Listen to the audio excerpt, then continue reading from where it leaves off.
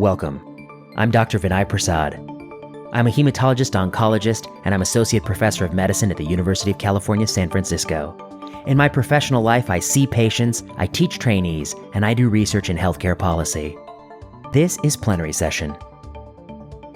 Plenary Session is a podcast at the intersection of medicine, oncology, and health policy, and you're listening to Season 3. On this week's episode. This week on Plenary Session, I've got so much good stuff in store for you. I've got Cifu and Scott Stern, and they're joining me to talk about their new podcast about their book, Symptom to Diagnosis. It's a clinical reasoning podcast. You're not going to want to miss this discussion. Next, I got Vlad Kogan. Vlad Kogan's back to talk education. The election has come, a vaccine is on the horizon, and people have forgotten about school-age children going to school. Well, we haven't forgotten here on Plenary Session. We're going to revisit that issue. But to be perfectly honest, we are both a bit depressed about it. We see the possibility that this nation overcome its irrationality and fear is unlikely to happen before the new administration. That's a damn shame. And finally, I've got Carycruz Bueno. Carycruz Bueno is an economist who did a fantastic paper on the impact of even short-term online learning on kids' educational outcomes. You're not going to want to miss this discussion. It is terrific. And first, I have a bit of a monologue you're going to have to suffer through. So stay tuned.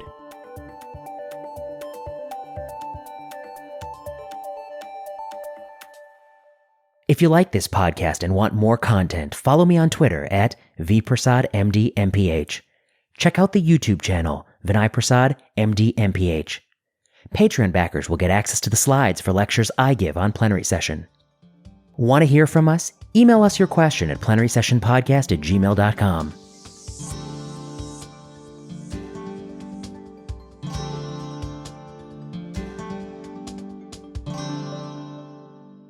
First up, suggestions. I've gotten a lot of suggestions over time about the duration of this podcast, about timestamps, all these things, transcripts. Look, I'm with you. I'd like to offer all those services. Unfortunately, we run this on a shoestring budget. It's just the Patreon backers, and that's about it. So, what do you want me to do? We're not going to be able to put out a proper show that's rivaling people who do it for their full-time job. It's not going to happen. You take it or leave it. That's the bottom line. You take it or leave it. All right. On that positive note, let me go to the topics I want to discuss. All right. First up, abstinence-only Thanksgiving. I got a new article out there, and it's in MedPage today. It's called Abstinence-Only Thanksgiving. That's not public health. Listen, we all know what happened. Last week, there was some article, some poll. I don't know how well it was done. It's probably a total piece of garbage poll. Look, these polls, they're garbage. They couldn't predict anything when it comes to the election. They can't predict anything when it comes to this. People, when queried, first of all, if somebody calls my phone and I don't know the number, I'm not answering the phone call. Who are you kidding? You think I got time to answer phone calls from people I don't know? I do not have that time. Second, if they start asking me questions, I'm going to hang up on them. I don't know who these people are. I don't owe them anything. I don't got time for this. Third, if they really do find me, capture me, and pin me and ask me questions about things that are a bit we don't like to talk about, I'm not going to answer them honestly, to be honest with you. And so, not surprisingly, there are people who are polled and they all say they're going to vote for Biden, and many people who are going to vote for Trump don't want to say they're going to vote for him. That's, of course, the case. Of course, they want to avoid any stigma that would come from saying that. People who want to get together with their family for Thanksgiving are not going to fess up to that, I think, if queried. Despite that limitation, there was a poll that found 38% of Americans were going to gather when 10 or more people indoors. Only, I think, 30% were going to wear masks during the meal. And in fact, let's be honest, that's unlikely to occur. It's a sobering poll. It's a wake-up call. What it tells you is that people are telling you they cannot take it anymore. They can't take social isolation. They're going to get together for Thanksgiving. They've had enough. And people say, well, you know, this could spread the risk of the virus and people will die and it doesn't just affect you, it affects others. Of course, they know all that. You know how they know all that? Because you have to be in a coma not to know all that. It's been nothing but the television for the last 8 to 9 months about the dangers of COVID and how it's spread. Most people are aware, I think. Even in those recalcitrant states, they are finally aware because their counts are going through the roof. And despite all that, ICUs at capacity, counts going through the roof, stories and stories of heartache and what it's like to deal with the virus, people are saying, we still are going to do this. That's what they're saying in a poll, which probably underestimates how many people are actually going to do it. I read that and I thought to myself, oh boy, I don't want to look on Twitter. But then I looked. God, I shouldn't have looked. It's the usual suspects. The usual people come out of the woodwork, all caps. Do not do this. Do not do this. This is dumb. You're killing people. You want to have Thanksgiving? You better have a funeral for your loved one on Christmas. You know, this kind of stuff. The same emotions were pulled at. Fear, shame, the same sorts of classic tropes, all caps. It's not helping anybody, man. It's just not helping anybody. It might make you feel good.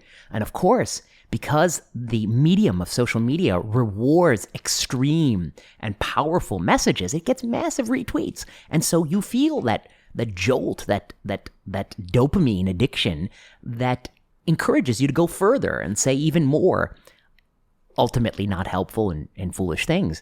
And when I saw people who are quote unquote public health experts, but let's be honest, they didn't really do much in public health, and they often have a prerequisite to engaging in the field, but they do have some role in the healthcare ecosystem, and they like Twitter, and these people have become self-anointed and anointed by the crowd experts. And they said the usual things, and I looked at it and I thought, this is not helpful. And so I took some time, I stepped back, and I wrote this thing about Thanksgiving and how this abstinence-only crusade is going to kill us.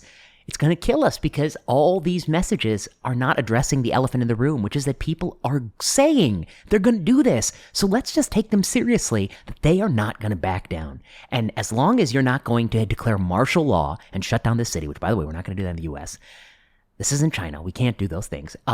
You have to meet them where they are. They want to do this. So what can they do to minimize the risk? Should they self-quarantine for 14 days before? Should they get a test, then quarantine, then drive to their loved one's house? Should everyone going into that all participate in that process? Should they have a quarantine period on the back end of it? Should they actually try to eat outside, set up a table outside, set up a variety of tables? Should cities actually take some initiative and close blocks and set out picnic tables and heat lamps and other ways to kind of get people in a different way?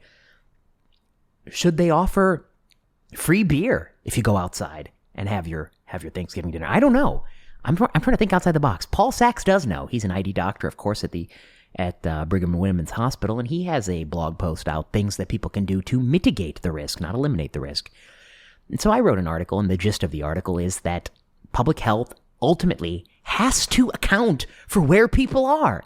It is not a theoretical science. It's a real hands in the dirt science. It's a real pragmatic science. And what it means is, in this situation, I suspect strongly that it will be unproductive to further engage in the types of messaging that you have done nothing but engage in for 8 months, and instead to shift to a different type of messaging and perhaps mitigating the tsunami of cases that's going to come in through other strategies, assuming that people will in fact meet, and there's nothing you can do to stop that. That's what my article was. It was a call for pragmatism, for some common fucking sense. That was a call for common sense. That's all it was. And you know, it got mostly a positive reaction because I think a lot of people out there still have not lost their sense. And then, as I was working on that, there's another article that dropped. It was the Danish mask study published in the Annals of Internal Medicine. And of course, it was powered to find a 50% reduction in the acquisition of SARS-CoV-2, assuming a 2% population prevalence, and assuming 20% dropout. It had 90+% adherence by the metric of adherence that they decided to use. Although, to be honest, this adherence question is totally nonsense. The thing that you're testing is the public health intervention to advise people to wear masks and provide masks, which is what this study did, versus not to advise them not to wear masks. Does that mean everyone in the control arm couldn't have worn a mask? Maybe somebody did wear a mask. That doesn't change the test. That doesn't change the randomized trial. And if everyone in the group assigned to wear the mask didn't comply, that doesn't change the test either. This is a test of the strategy. Is this a wise thing to do from a policy point of view? It is a pragmatic study. It's actually much more wise than the theoretical study where you forced people to do it in one arm and you didn't do it in the other arm. That is the kind of study that people who are disconnected from clinical medicine and public health want. That's a theoretical study in a world we don't live in. We want studies that tell us about the world we do live in, which is what can Governor Newsom say on TV that will improve masking and will that therefore decrease cases? That's what we're testing. We're testing pragmatic policy choices. That's what we have to do. Anyway, that's just another side note. Anyway, so this mask study came out, and what does it find? It was adequately powered to look for a 50% reduction in cases. Some people say, "Oh, I didn't think it would be that much." Okay, come on, people, get out of here. I mean, this is a reasonable thing to look for. It was a reasonable point estimate. I, of course, didn't think it would be that much, but people who were proponents of it, they seemed like they thought it would be that much magnitude of benefit. In fact, I wish we had surveyed them. We could have documented what they thought the individual risk reduction would be. Anyway, it is a negative study, and actually the actual incidence was almost identical in both arms, 1.8%, 2.1%, and actually pretty close to 2%, so they actually hit the nail on the head, which is really actually quite commendable. One of the things about power is if I did a randomized control trial powered for incidence of breast cancer in 40-year-old women, yeah, I know what the incidence of breast cancer in 40-year-old women is. If I do a randomized control trial powered for the acquisition of SARS-CoV-2 in Denmark between spring and summer of 2020, and I guess it's going to be 2%, do I actually know what it's going to be 2%? No, I don't know it's going to be 2%. It could be 2%, it could be 22%, okay? It's a fat-tailed probability event. There's a non-negligible probability it's going to be far higher than what you might expect. In fact, you have no clue what it will be. So the fact they powered it for 2%, it could have been way higher, and they got a few thousand people, 4,000 plus, to complete the study, and they used antibody screening on the back end. I mean, this is a really good study, people. They so easily could have gotten hit a little bit harder. What does the study show? The study shows, I think, rather conclusively that in a setting environment where there's about a 2% prevalence over the course of a few months, that you wearing the mask is not going to help you. That's I think what it shows. It's not going to reduce it by 50% or more. Is it going to reduce it by 5%? For you, maybe, but, is that worth the inconvenience and headache and having to remember the mask? I don't know. That's up to individuals. It's an individual study. It's not a cluster study. It does not show this mantra, my mask protects you, it doesn't protect me. It's a new mantra to me. Prior to this year, I had not heard too many people bandy that about. This study does not address that. That would require cluster randomization, which Paul Glasziou tells me is being done. It's actually being done in the Guinea. So we may actually learn the answer to that. There are other cluster randomized controlled trials of masking to prevent the spread to others in the flu setting, which you can review. But I think there are a number of reasons to suspect that, they may not directly apply to this particular situation. I think in this article, I argue that the real takeaway lesson is that, randomized trials are feasible. They should be done. We should do a lot more of them. I also argue that I was reading some people tweeting about it, and they're tweeting all sorts of hate about this. The same people who 1 week ago were tweeting that study that said, what is the average mask usage in your state, x-axis, and do you know somebody who has COVID, y-axis? And there's like a downward slope there. So states where the average mask usage is lower, people know more people with COVID. That is total garbage ecological association that proves nothing of value. And yet, the same quote-unquote expert who would tweet that is busting the chops of the Danish mask study people because they didn't accrue 60K people and power it for a 5% reduction. I mean, come on. Let's have some. Actually, no, power it for a. Going to be higher. So the square power. Okay, I'll come back to that. Come back to that math. We're gonna. Okay. It's not the point. The point is that, it was a good study. It was, in fact, probably the single highest quality study on the mask question to date in the SARS-CoV-2 era. Christine Lane deserves props for publishing it. The Annals editors deserve props for talking about it. Some of the editorialists, I don't know where they're coming from, but that's their prerogative. So I encourage you to read these two articles. I think I've tried my best to walk the line of being 100% accurate about what it did and did not show, and also to reveal some of the absurdities.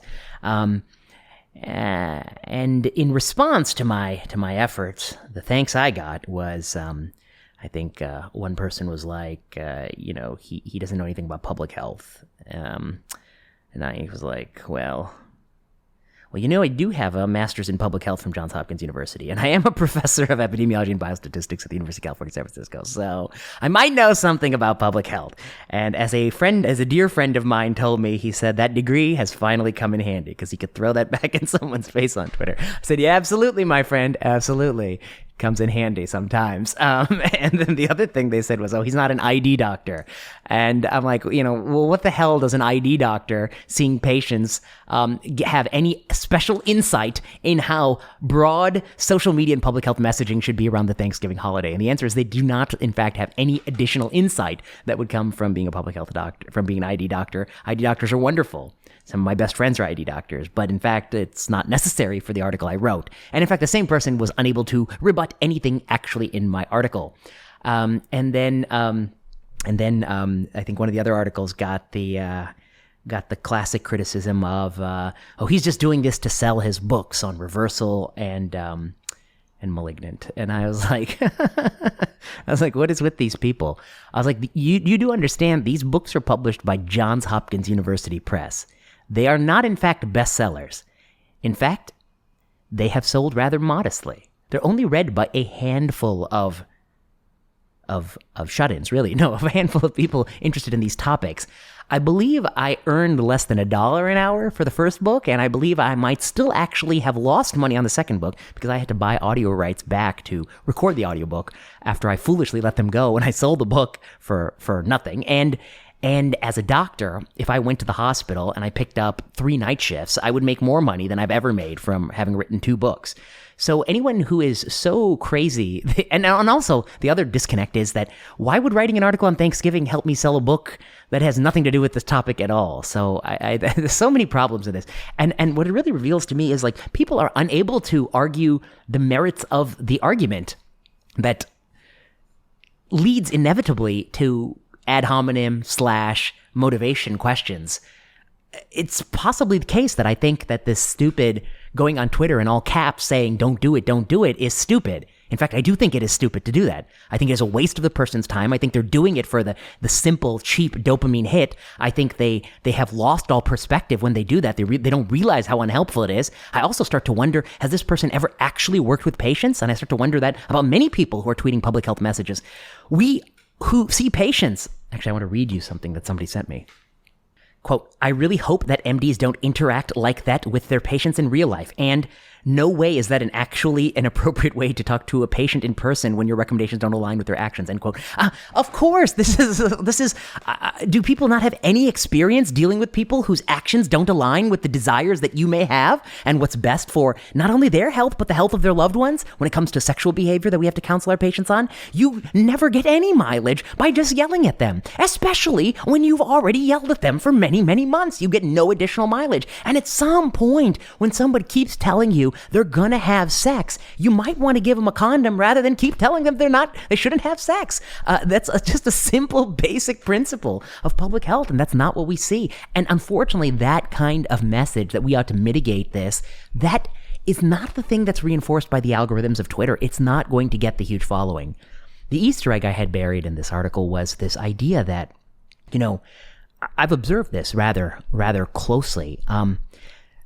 As one tweets about a topic, one gains a certain ceiling of interest. I mean, there are people who are, I think, quite savvy, people who tweet about myeloma and lung cancer and MDS, and they reach a ceiling of the people who are interested in, typically in the 1 to 11,000 range. I mean, that's how many people are interested in myeloma on Twitter. That's how many people are interested in MDS. That's how many people are interested in lung cancer. Then there are people who tweet about multiple cancers. Okay, now they can benefit from the interest in all those tumor types. I myself am probably in that category. And then there are people who tweet about medicine and evidence-based medicine. They benefit from the extra interest in those topic matters. And again, I'm in that category because that predates my interest in oncology. In fact, evidence-based medicine, that's the work we did on reversal about a decade ago. I'm not one who tweets about politics that often. It's the few times that they really tick me off, but beyond that, I try not to say the names of these people who I generally don't hold in high regard, politicians. I try to avoid it. But once one engages in that aspect, one gains the additional 100,000 that comes with naked politicking. And that is a bad incentive because what that leads to is prominent public health accounts, their feeds become a blend of Trump is stupid, Biden is great, Biden is good, Kamala Harris is great, we ought to vote for Biden, Kamala Harris, and you ought to wear a mask, and we shouldn't use hydroxychloroquine until we have a randomized trial. And it becomes a blend of these things. And it almost as if we're creating platforms. These aren't party platforms, but these are kind of social media platforms, and they're really self-reinforcing. Somebody in that platform who generally says a lot of these things, if they have one or two views that are outside this, they get the pile-on. Don't say that, don't say that, don't. And that just drives them back into the center of the herd. So the platform is lockdown's good, school opening bad, Biden good, Trump bad. That's the package deal. So if you want to be lockdowns okay, but they have serious downside, schools should be open, Biden good, masks good, well, now you're falling out of line on some of the party platform, and you're going to get it. You're going to get a lot more people pushing back on the issues that don't align with the platform view. But if one were to be objective, these things are not tied together. One can be pro-school opening, pro-limited lockdowns in some settings. Some could be pro-school opening and anti-lockdown, believing that the harms outweigh the benefits, and pro-Biden, and pro-mask. There can be all these combinations. They don't all go together. They're not a package deal. The way in which this Twitter works is it doesn't permit that. It doesn't permit people to pick and choose from the different baskets of ideas and hold those ideas. It creates this herding. That's what brings the followers. And it encourages people who want to think that they are impartial interpreters of medical evidence and public health to comment profusely about politics, which ultimately undermine their public health messaging. Because, to be honest, I mean, how would I feel if somebody was like just openly pro-Trump in like all their messages, except for like the few that advise me to do things that are, in a public health direction? I mean, let's just flip it on its head at the opposite. Just as I was talking, somebody pointed out that they tweet an article to the parachute article, and they say masks are parachutes, so they don't need randomized trials. Oh boy. They're not a parachute, my friend. If they were a parachute, people wouldn't be quibbling about a 50% effect size. The effect size would be 99.999%. So you've misused the parachute analogy. Parachute analogy used correctly, 1. Parachute analogy misused, 1,444,342. So it's really kind of a misused analogy. It's pretty misused. Yeah, people don't understand what that means. Okay, last thoughts. I like this. I like these two articles. I think they both articulate very fairly what I was trying to say. That abstinence only Thanksgiving, stupid thing to be wasting your breath on. One of the things that comes to my mind is somebody was like, if somebody was a smoker, would you tell them not to smoke, or would you just not talk about it? And I was like, well, let me make your analogy more apt. Let's just say somebody's a smoker and they come to my clinic. And let's just say about 8 months ago, we said smoking is super bad and it's something you really need to know about. We stopped all work and stopped all schools and made people stay in their house for 2 weeks to think about smoking, while we showed television streams and we counted the number of people who pass away of smoking-related causes. Then every single day since then, we told you on news all the time, every news outlet, every day, smoking bad. It's the only message you've ever heard for all that time. And then I have a patient come to my clinic, and this patient says, I have abstained from smoking for this whole year, even though I love smoking. On Thanksgiving, I'm going to go and smoke 4 cigarettes.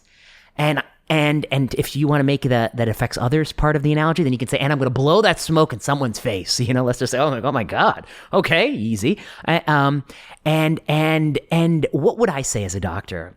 And I say, well, maybe you shouldn't do that. And I'm like, well, I'm really going to do that, I know I shouldn't do that. In fact, that's the only thing I've ever heard on TV for the last 8 months. I'm going to do it anyway. Well, then I would say, can I get you to do it outside? Can I get you to not blow it in someone's face? Can I get you to go to 2 cigarettes instead of 3? In other words, I would do the obvious thing, which is realize this person is damn serious about what they're going to do, and I can't keep banging on that they shouldn't do it. In fact, they've heard that message and they don't accept that message, and now I got to try to compromise and do something that will mitigate the damage. Maybe not to smoke it indoors next to children or people with asthma. Maybe to go smoke outside. Maybe to, all the things that we should be thinking about in this moment. You see the analogy? The reason the analogy is flawed is because they know all the facts. They have heard nothing but it. There's nothing that's like this, and there's no analogy like this in the history of humanity where people would be as aware of the implications of their actions and still telling you they don't prioritize things that way. They are viewing the risk differently than you. They really need to see their loved ones. That's what they're telling you in the poll. I don't know why we don't want to hear them. I wrote in the article that human beings need water, food, sex, and social connections, not necessarily in that order. I mean, people are complex things, but they need these things. These aren't unrealistic desires. Oh, somebody else wrote back, it's just like drunk driving. Are you going to tell people not to do it, or are you going to try to facilitate it? I was like, we do a lot of things to mitigate the harm of drunk driving. When I was a college student, they had a shuttle that went all the way around all the house parties to pick up some kids after hours so that kids wouldn't feel the urge to drive drunk. And then we had like free taxi vouchers. We had designated drivers. We tell people like just have one drink and then sober up for 2 hours and drink a glass of water and then go drive. We do other stuff, man. Where are you living? We don't live in a world where we're such absolutists. And Twitter has created a new world. I actually suspect that someday when people reflect on it, that it will have contributed to a worse response than what would have happened without it. A response that is more polarized, that continually divides more, that doesn't seek common ground, doesn't meet people where they are, that demands unrealistic things. And then the last thing I would say is, many are lamenting the rise in cases in the Midwest. It's an awful thing. And they are pointing to the fact that people did not more fully comply with all of the things that they were told to do. But I think one interpretation that is being under-discussed is the fact that in and of itself is reflective of the fact that it was not a sustainable thing you were asking people to do. It eventually wore on them, and they gave up doing it for all sorts of reasons, because some political bad actor seized upon it and saw an opportunity, because it became a deeply polarized issue, because it's a very divided country, but for whatever the reason, it represents a failure of the policy. And for all the failings of Sweden, who still has a high rate case count, it's still in the middle. We still don't know the final outcome. We shall see at the end of the day, when this is all over, who were the wise ones and what did they do that was so wise. But I think that they at least acknowledge that whatever you institute, you have to think about, can people hold it up for 8 months, for 10 months, for 18 months, for 2 years? Can they sustain it? That's a key part of policy. And whatever they were doing in South Dakota, they could not sustain it. They didn't sustain it. They were unable to sustain it because perhaps the recommendation was more than what it ought to have been. And if they had done something less, they might have had more cases initially, but they might have been able to sustain it. I mean, I think these are open policy questions. I don't know the answer, but I think the wrong answer is just to assume that we didn't squeeze this issue hard enough. We didn't push hard enough. We didn't tell them enough times not to do it. That is not always the right answer in public health, and certainly not in this situation. It's much more complicated. All right. On those positive notes, I encourage people to read these 2 articles. I encourage people not to tweet at me that you're not an ID doctor. If you don't like the article, you can just say the things you don't like about the article and move on from there. Okay? You can write your own damn article. That's also not against the rules. You can write your own article, and you can say, let me help you write your article. Your article is like, VP is wrong. Caps lock Twitter messages save lives. People want to have Thanksgiving, but you know what? They're too stupid to know what they really want, and they don't know how to think about risk. And even though they know about the risk or have heard about the risk, they don't really understand the risk of SARS-CoV-2 because they're obviously too stupid to think about it. Therefore, an all caps lock message delivered on Twitter in an uncompromising and absolute way will persuade these people, who I've already deemed as too stupid to make the decision for themselves, and obviously prioritizing the things in the wrong way because human connections don't matter to people. They're too stupid to make that decision, and ergo an all caps lock message might break through that stupidity and get them not to go. And that's why I disagree with VP's article that we ought to mitigate the risk. In fact, we shouldn't. We should do nothing else. We should only tweet in all caps lock messages or other messages that generate the most retweets by people who feel the same as we do, because that, of course, is the most effective public health messaging. So there's your article. I happy to write it for you. No need to include me. This is what I often tell people. Please, no need to include me. In fact, I recommend you don't in the acknowledgments. Thanks. Oh, one last thing. I forgot to mention that when the mask study was published, there were a lot of prominent doctors who went online and said, why is this even published? We shouldn't publish articles like this. It could compromise the mask message. I wonder if we live in a world where there's a growing faction of people who believe in conspiracy theories, and they believe that this virus is fake and the masks don't work.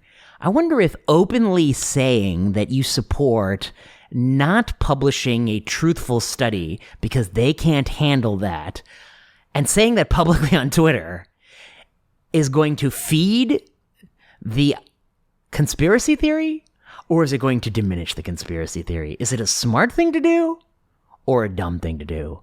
I'm personally willing to die on the hill that if somebody did a true study, they ought to publish it, irrespective of the findings. In fact, maybe we should blind the reviewers from the results so that doesn't let them taint them. Bishal asked an interesting question that if this study had the opposite results, what would people say? Of course, they'd be popping champagne and be celebrating this mask study.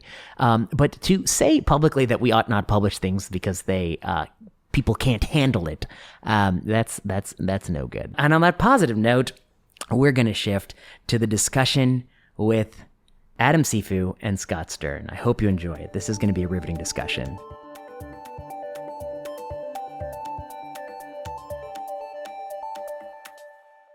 I'm joined in plenary session via Zoom by Dr. Adam Cifu and Dr. Scott Stern, who are both professors of medicine at the University of Chicago Pritzker School of Medicine. They are both practicing general internists, and I think two of the most formative people in my own training, because they're consummate clinicians and fantastic educators. Gentlemen, it's great to see you both. Great to see you. It's kind of like a flashback to the late 2000s, right? or as we call it, the glory days of Pritzker, the glory days. That's right. It was all downhill when you started getting better students in the years after me. Right. When you left and our rankings began to climb. They did climb because you gave the free tuition and you got much better students and yeah, couldn't keep up anymore. Well, it's a pleasure to see you both here, and we're going to talk about a number of things and talk about your new podcast, which is why you're coming here. But I had a bunch of questions for you. I mean, first, I wonder if you both might give us a little bit of background about yourselves. You're both educators, you're both internists, but you come at this from different paths. But teaching is something you both take seriously. Lord knows why, but you take it seriously. Right. So Scott, why don't you go first, and then we'll come to Adam. Tell us a little about your career and what brought you back to Pritzker. Well, after finishing my residency, I spent about 5 years in private practice, and then my wife said, well, we have to move back to Chicago. And that started a long history of medical education. It started with teaching students in the third year clerkship, eventually becoming clerkship director, eventually running the course on disease, clinical pathophysiology. And then in the last 20 years or so, working with Adam and Diane to really focus on how we teach students to diagnose patients. And we've spent the last 20 years focusing on writing a book, Symptom to Diagnosis, which has now had 4 editions, working on technologies to improve how students learn that. It's incredibly important, and we have a great time doing it, actually. I know that very well. How about you, Adam? Your path, medical education, a lot of overlap with Scott, but a little bit different in the beginning. Yeah, I trained on the East Coast. I ended up in Chicago, like we all do, because my wife decided to do a second residency, matched out here. And so we came to Chicago in 1997 for 3 years while she finished training. And now I think I'm going to die here. And I got very interested in medical education during a chief residency year, was really interested in resident education. But when I got here, what was sort of open and available were more student education opportunities. And I kind of quickly realized that I liked that better. I think the students are a little bit more open to everything you say, while residents, you often have to go through, some time convincing them that you know what you're talking about and that what you're teaching them is important, while students are a little bit more open-minded. It's kind of like teaching an 8-year-old versus a teenager. I see. Yes. I mean, I think the biggest barrier to teaching residents is they can get to the point where they just care how things are done, not necessarily why things are done, because they're working really hard. And students still have a lot of room to talk about the theory of medicine, how it ought to be, and not specifically how do you get IR to do something on a Friday. Absolutely. So I And I wanted think to, it benefits, it's part of the thing which benefits like having them on the wards for care, right? Yes. Because they tend to have a very broad view of what's going on. They often recognize things that are wrong either inside or outside the hospital with the residents who are, as you say, focused on how the hell am I going to get this person out, or how the hell am I going to get this person a chest tube, kind of miss out on. But I always know the feeling in the resident's heart when you're on service and the student comes around and they say, hey, can we talk for a minute about the mechanism of action of bortezomib? And the resident just slumps and is like, my God, we got things to do, buddy. We don't have time to get into this. It's so true. I feel like I'm in a good place that now I can say, I don't know, and I don't care. It's unimportant. What's important is that I know it works. And I can often, disrespect Dr. Stern, who's taught them all the pathophysiology. And I'm like, that doesn't matter. You show me a trial that says it works. Any comment, Dr. Stern? No. Well, but Just going to leave that there. Okay. I guess one more piece of introduction. I mean, I think, it was always interesting to me as a student, Scott, when that you had sort of, some experience in the busy internist private practice world. I think you relied on it often in your lectures because, you took care of many patients, you saw a lot, and it gave you a sort of a very, I think, a very good perspective from the point of a student, thinking about how the stuff we're learning now that seems one step removed from being a doctor is not as removed as we might think. How did that shape you? And at some point, did you ever feel like you are, after so many years back at University of Chicago, is that private practice mindset kind of washing away with every year? No, I wouldn't say that. I think all of the clinical experiences that we have help to inform our teaching. And so really good teaching really, I think, blends two things. One is real experience, because the real world is complex and real patients are complex and it's very nuanced. And if you try to teach without that nuanced understanding, you're really oversimplifying it. Mm-hmm. On the other hand, the work that Adam and I both do to really understand disease, despite him making fun of me about it, and understanding the approaches to symptoms allows us to not just teach from an anecdote, but actually teach a process. And so the best of both worlds incorporates, here's a process. And let me give you some examples of why this really matters. Because in real life, we're talking about real patients. And what I have to do is I have to convince students that this really matters. At the end of the day, the buck stops with the patient. We have to take care of them. And the more I can make that come alive, the better they'll be able to remember it. Yeah.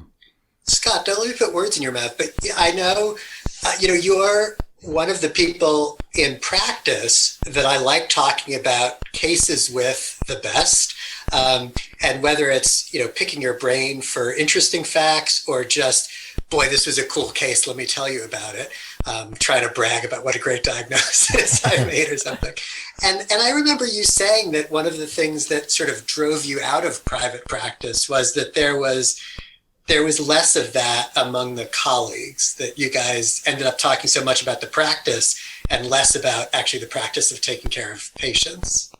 That's really true. It's been a long time, but one of the things that was a bit discouraging when I was in private practice is you would go to meetings, and at meetings, there might be a discussion of a particular topic, medical topic, but oftentimes in the breakouts or, over your cup of coffee, everyone was talking about the logistics of practice. And one of the things I really love about being at the university is sure, every now and then we talk a little bit about the logistics, but we really care passionately about the medicine and about the patients. And I'm not a business person. I want to talk about patients. I want to talk about science. I want to talk about how we care for them. And it was a bit of a problem back then. I want to talk about medicine and oncology and science, and but too often all I talk about is how much FTE support you have for this or that, which is the downside of our line of work. But I want to ask you about this. You both have, to some degree, focused on this in your career extensively, made it the subject of your book, which is clinical diagnosis. And clinical diagnosis to me is, the most interesting thing in medicine, because it is a semi-quantitative thing. It's not fully quantitative. There's no computer out there that can tell you, XYZ probability to the second decimal place of what are the things you should be worried about, at least not yet. But it's not qualitative 100% either. It's a semi-quantitative scale the body is really complicated. We learn all the parts of the body, but the body breaks down in often predictable ways. And there's a certain pattern to the way it breaks down, and the same things happen over and over. And there is no, I don't know. I mean, the way you get better at it, the way you think about it it's a very sort of right brain, left brain problem. It's a very sort of complex task. I'm wondering if you might talk about, when did you start to think about clinical diagnosis as sort of this entity in and of itself, and how did you construct the book, and what went into that thinking? You know, my whole view of it is shaped through your book, because that's how I, was introduced to it. I think I was second edition. But how were you introduced to clinical reasoning, clinical diagnosis? Maybe we'll go in reverse order. We'll start with Adam and come to Scott. Yeah. Yeah, I'll maybe start before the book and then let Scott talk a little bit more about the book. I still remember the conversation in the workroom that we first had as we were thinking about how we were going to do it. But it's interesting. I mean, I went through a regular medicine residency. I loved it. I loved the, sort of diagnostic part of it. But I think what it really hit home to me was actually moving to Chicago, ending up with an entirely different population, and recognizing all the nuance that changed, where, my clinic in Boston was overwhelmingly sort of elderly Russian Jewish immigrants. Okay. And I had mastered those people. I could take, a chest pain history in 5 minutes and I was perfect. I moved to Chicago. It's a completely different bunch of people. And I'm like, I know medicine, but I sit down and I start listening to how people describe their symptoms. And I'm like, wow, I know nothing. And it really sort of pointed out to me that, as you say, there's a really quantitative piece to diagnosis. You say, I know what NES3 sounds like. I know what RAL sound like. I know how predictable those are of various findings. But boy, there's this human being between those two things. And so you got to incorporate that into it. And I think, as you kind of alluded to, it's one of the reasons that I'm fairly confident we're not going to be replaced by artificial intelligence, because to get the data clean is nearly impossible. That's a little bit off the. No. I think, but it's exactly what I was driving at. Yeah.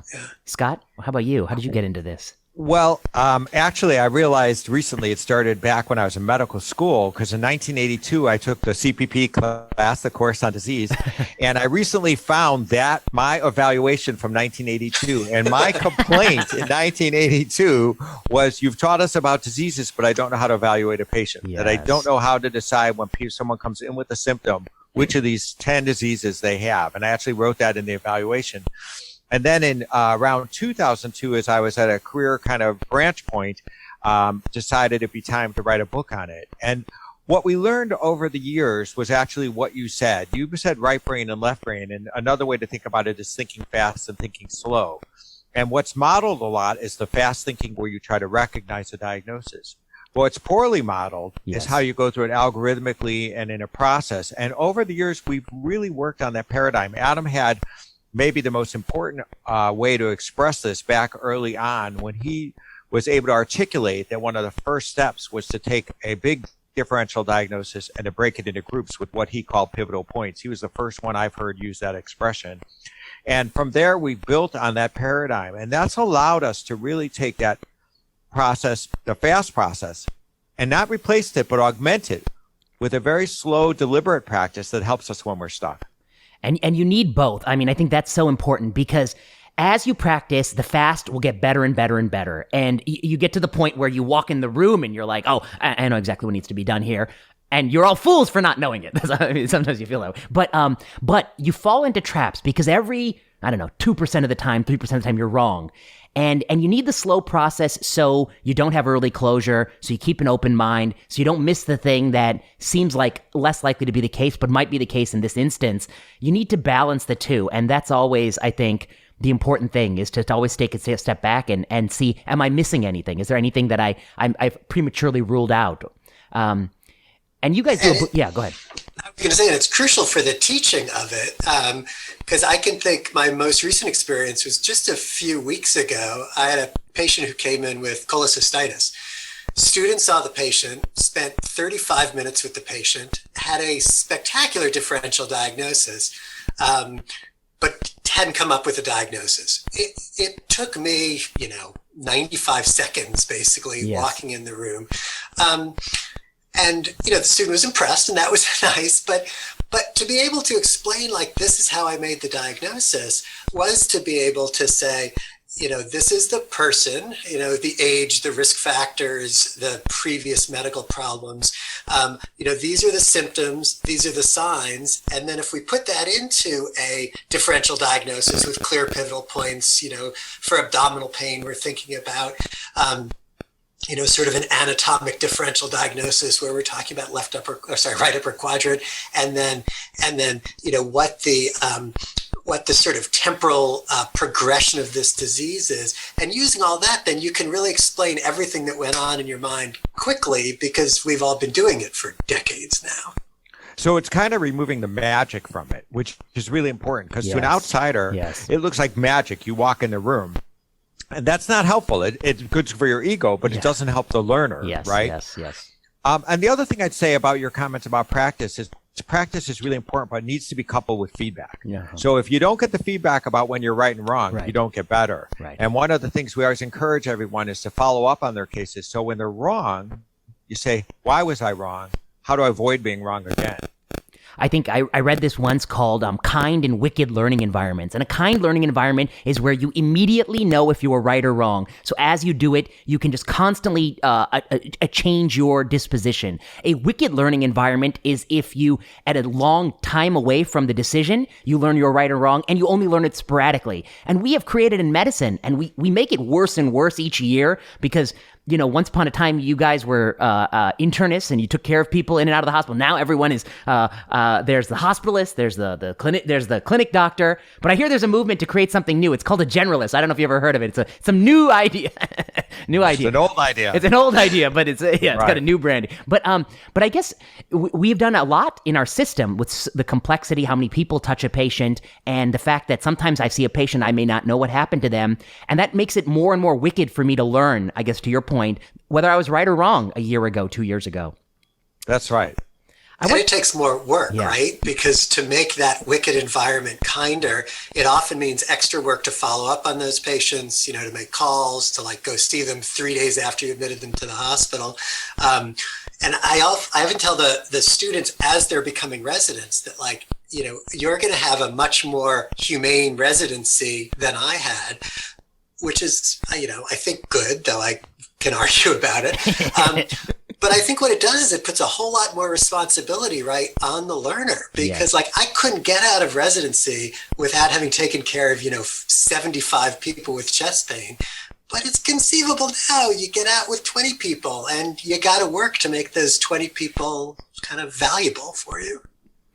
Now, I wanted to ask you both this question, and maybe it's a sore spot for me, so that's why I'm asking it. But you're both professors at a premier medical school. I'm biased, of course. I'm an alumni, but premier medical school.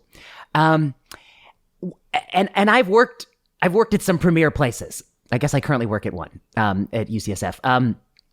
One of my concerns has been that, and maybe it's just a pet peeve of mine, like Adam has many, which is that I don't like it when students don't want to learn to be doctors. And there's a growing fraction of students who comes in to these things, and the last thing that these students want to learn is how to be a doctor. And it makes me very angry. And there are different flavors that annoy me. One flavor is the person that says, oh, I'm only going to study tumors of the cerebellum, and I know I'm going to study that, and that's the only thing I want to learn about. I'm going to be I have a lab and a correlate and blah, blah, blah, blah, blah, blah. There's another person who comes in and says, I want to create some startup company. We're going to make all this money. Somebody comes in and I want to be a writer. And I'm like, that's fine. We all have other ambitions. Adam is like to do pottery. We all have things we like to do. But damn it, while you're here, you're going to learn how to be a doctor. And you know why? Because that's still the core mission of what we're doing in this degree. And that is something that I believe in so firmly. Even if you someday want to abandon it, while you're here, you got to learn to do it really well. And that's why I'm going to tell you all these things that you think are not relevant for you. I wonder if you might reflect on this tension you feel? I mean, of course, every year there's students who want to be consummate clinicians, but there's got to be some students who piss you off because they don't seem to care as much as you care. Scott, what are your thoughts? Sure. It is a problem, and it's such a bigger problem than you've mentioned already. There's a small subset of students who go to medical school who don't plan on staying in it, but a much larger problem is that the focus on being successful in medical school often compromises actually learning. And what I mean by that is students need to do well on the boards typically. That's changing right now, but they've often needed to do well on the boards and in order to get the residencies that they want. And that preparation, that board prep actually takes away from what I call doctor prep. Yes. And I often tell them that the course I'm teaching them is how to be a doctor. It's not about the boards. I want them to be good doctors. You're going to take care of patients. Their lives are at stake. And if all you learn are facts, then all you know is facts, and then you can't integrate it and take care of a patient. That's a much more pervasive problem that drives me completely nuts. And, I understand it. To give them proper due, we are all smart enough to realize what are the things we need to do to be successful. And if we've structured the system improperly, yes, so that the rewards are that you get rewarded by studying facts rather than being a better doctor, we've got to restructure the system. But the net sum of it on the educational side is it's very frustrating. Yes. So can I ask you guys, but there are people who come to medical school because they want an MD to go with their MBA or to go with their computer science degree, which is fine, right? We want doctors in those fields. They can probably do a better job at running a hospital than someone who's just an MBA. And there are also people who come because psychiatry comes to mind, because I see a lot of students who kind of come into medical school with really psychiatry on their mind and therefore are less driven to learn, the body type medicine, because certainly if you're going to be an orthopedist, you got to know medicine, right? You got to understand pulmonary emboli at least. So what do you do with those people? I mean, should we have different degree programs? Should we have different tracks within medical school? I guess. I guess I would say. Here are my thoughts, and I'm curious what Scott thinks. I guess I would say. I mean, you're asking a very good question. I guess I would say the way I would start to reform the system, because everything Scott said also rings true to me as well, which is that people are, from the moment they enter med school. There's that old joke. It's not an old joke. It's a true story. There's my friend, he was a third-year medical student, and he went to one of the former neurosurgeons at U of C, and he said, I want to go into neurosurgery. And this guy was like, okay. What year were you? And he's like, I'm a third year. And he's like, oh, boy. It's a little late for that, my friend. He's like, you want to go into neurosurgery, you got to come here as an M1 minimum or pre-med. And then we extrapolate the joke, and in the way we tell it, it's like, you got to be, kindergarten or first grader. You got to think about your research project. Okay. So, but there's some truth to it, which is that it's become very competitive in that specialty. So I think the first reform I would do is the way in which we reimburse specialties is fundamentally skewed. And from that, so many bad things happen. People aspire to certain specialties because they make boatloads of money. But why do they make boatloads of money? My carpenter doesn't make boatloads of money, and some of these things are, no offense to the people who do it, but there's akin to carpentry. I mean, so if we incentivize the professions we want, I think we would do a lot to eliminate the desire to do some few spot specialties, and from there, I think things would be changed a little bit. So students wouldn't be scheming so much about whatever bone morphogenic protein project lab work they're doing in their first year, and they could spend more time being a doctor.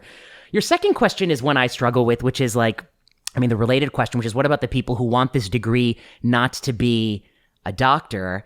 And I guess I would say maybe, I don't know how you feel, but I think the MD doesn't make you a doctor, and you're still very far from a doctor. And even residency doesn't make you a doctor. It's only those first few years where things really hang on your head that make you a doctor. And then when you stop practicing or decrease your practice, I think you lose the doctor side. So I guess one of my critics of all these administrators is, they can easily enact bureaucratic things that we ought to do in the clinic. I was like, you come for a half-day clinic, you try to run my clinic and do all this checklist, box, whatever thing you're prompting me. I was like, I will strangle you if you think it's easy to do. And then now make it 5 clinics a day, 5 clinics a week or 10 clinics.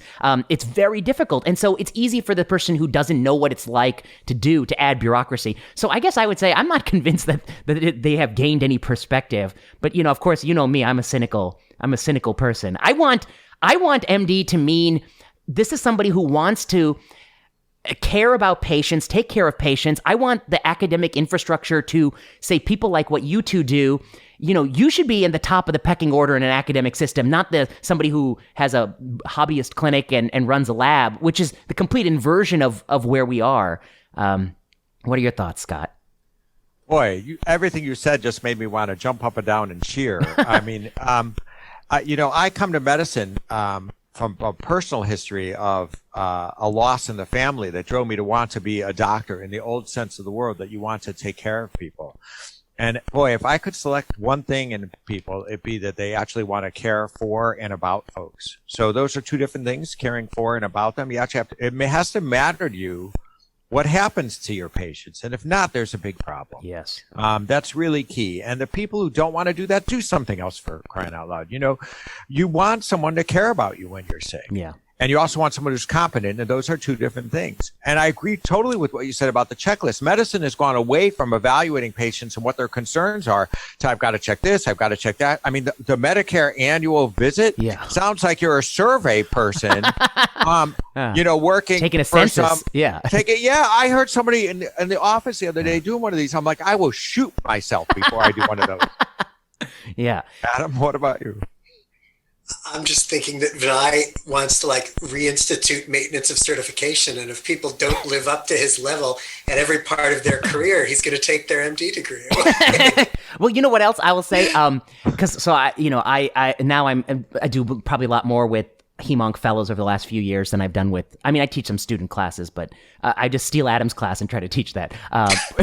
It's a total knockoff. It's a total inferior product they're getting, but it is exactly modeled after your fourth year class. When I teach the HemeOnc fellows, my absolute pet peeve is people who only want to learn one tumor type, which is just, and I'm also pet peeve is that when people come to me and they say, well, what tumor are you interested in? And I was like, well, you know what? I try to be interested in every tumor and every benign hematology condition, because I'm doing kind of policy research about drug approval, and you draw insights from, something in pancreas cancer and you apply it to prostate cancer, something in heart failure and you apply it to cancer. You find that your mind makes connections in unforeseen ways that you hinder yourself if you don't go into this process wanting to be as broad and knowledgeable as possible, and to really prioritize the clinical side of things, which is ultimately, I think, the business we're in. Okay, but I have another pet peeve that I want to ask you both about, because we could bash this for a long time.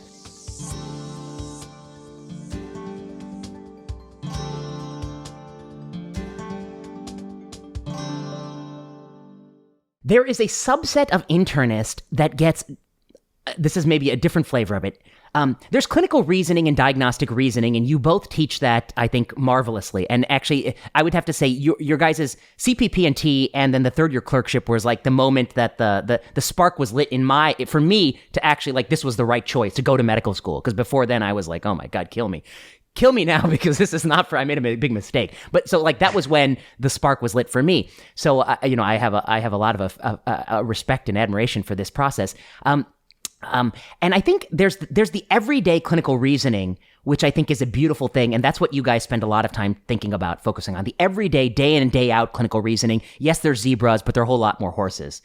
There's this thing that happens at these academic conferences, ACP, where people put on a show. They put on the I'm the best zebra doctor show. And there are a few doctors who do it, and they're nationally known, and they have oversized reputations. And there have been a few throughout history. There was, I think, what was her name? Faith Fitzgerald from San Diego used to be marvelous at it. But I think she was also sort of a great day in, day out doctor. But there are a few who do this. And I guess I wonder if the question I've always asked is, yes, you can be Sherlock Holmes. Yes, you can put on a great morning report for the zebra of all zebras, some ank I've never heard of. You'll know that test. But that isn't the same as day in, day out clinical reasoning. That's a parlor trick. Day in and day out clinical reasoning is what you really ought to focus on. Yes, you can be good at zebras, but don't put all the focus on zebras. How do you guys think about this? Being good at horses, zebras, this parlor trick. I call it a parlor trick, but that's demeaning, but I meant to be that way. I think we can talk about it in the realm of the podcast in a way, yes. Because, I think right now we're probably at peak podcast, right? And I feel like I've missed the TV renaissance, but I've been, there for the podcast renaissance. And when Scott and I started to talk about this, I deep inside felt a little bit ridiculous because I was like, God, does everybody in the world have to have a podcast? And I listened to a bunch of the medical podcasts out there, and there are some very good ones. But a lot of them really, the ones which kind of think about diagnosis and talk about diagnosis, really focus on zebra hunting, crazy stuff. Yeah. Exactly. And I think what, Scott and I have learned to do well and to teach well is not that, yes, you need to be smart. You need to know a lot of stuff, and you need to be able to pick up those, zebras when they come in. But for the most part, it's having a really clear process, being able to take care of, the 99% of patients. And among those 99% of patients are a lot of patients with the really common diseases who present in really strange ways. And so both, I think, as we were writing symptoms diagnosis, but also as we've been creating the podcast, Scott, correct me, when I think back at the sort of 8 episodes that we've done so far, which all revolve around one of our cases, none of them are crazy diagnoses. That's right. I agree. Some, I think most probably present in a somewhat surprising way. But for the most part, there are things like, oh yeah, I learned about that when I was a second year or a third year. Right. But I need to figure out how I do a good job at diagnosing that in kind of a fast, parsimonious way. So do you think and that... go on. Yeah, go on. No, I want to know what you think. Well, what I was going to add to that is most of the errors that occur are not because you missed a zebra, because they're uncommon by definition. It's because you missed the uncommon presentation of the common disease. And what the literature shows, and Adam has researched this and I have researched this, is that many, many diseases present atypically all the time. As a matter of fact, classical presentations are the exception rather than the rule. And so most errors are made are not because it's something you've never heard of. It's because it's something you've heard of often and you're just not recognizing it. So I think a good approach will get you there. And the other thing I would argue is that a good approach will often get you to the zebra, even if you don't recognize it. So a good approach takes you through the process. Yeah. And I had a woman many years ago now who came in with dizziness and it wasn't clear what was going on. But as part of her symptom complex, she mentioned that when she drives, she has double vision. Well, double vision means cranial nerves 3, 4, and 6 are off because that's the only way you get double vision, which clearly shows a problem in the brainstem. And she got an MRI that showed a vertebral artery aneurysm. I see. I've never read about a vertebral artery aneurysm before. Right. But it wasn't genius. It's a process. It's a good process. And that's what we have to get across.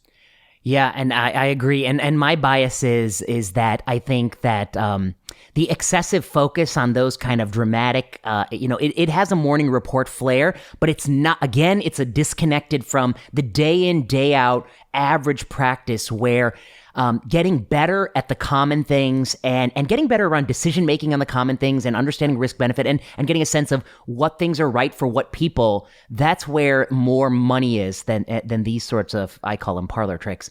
Now I was going to come to your podcast. Don't worry. I was going to get there, but you've mentioned it and I enjoyed listening to the first episode. Of course, it made me feel like, well, first of all, I think I texted Adam and I said something like, you guys, you must have scripted it or something. I was like, surely there were more errors because I make a podcast. I know how many errors go into it. But Adam said it was a pretty natural thing and it didn't take too many takes, which made me more angry. But I think of course, the first case was just sort of a seminal case about the truck driver presenting with pneumonia. And Adam had a process where, I don't want to spill the beans, but it was a case that actually I remember because I think Scott presented it when I was a student, and I remember that it has the lessons of differential, but it also has the meta lessons of don't stereotype people, keep an open mind.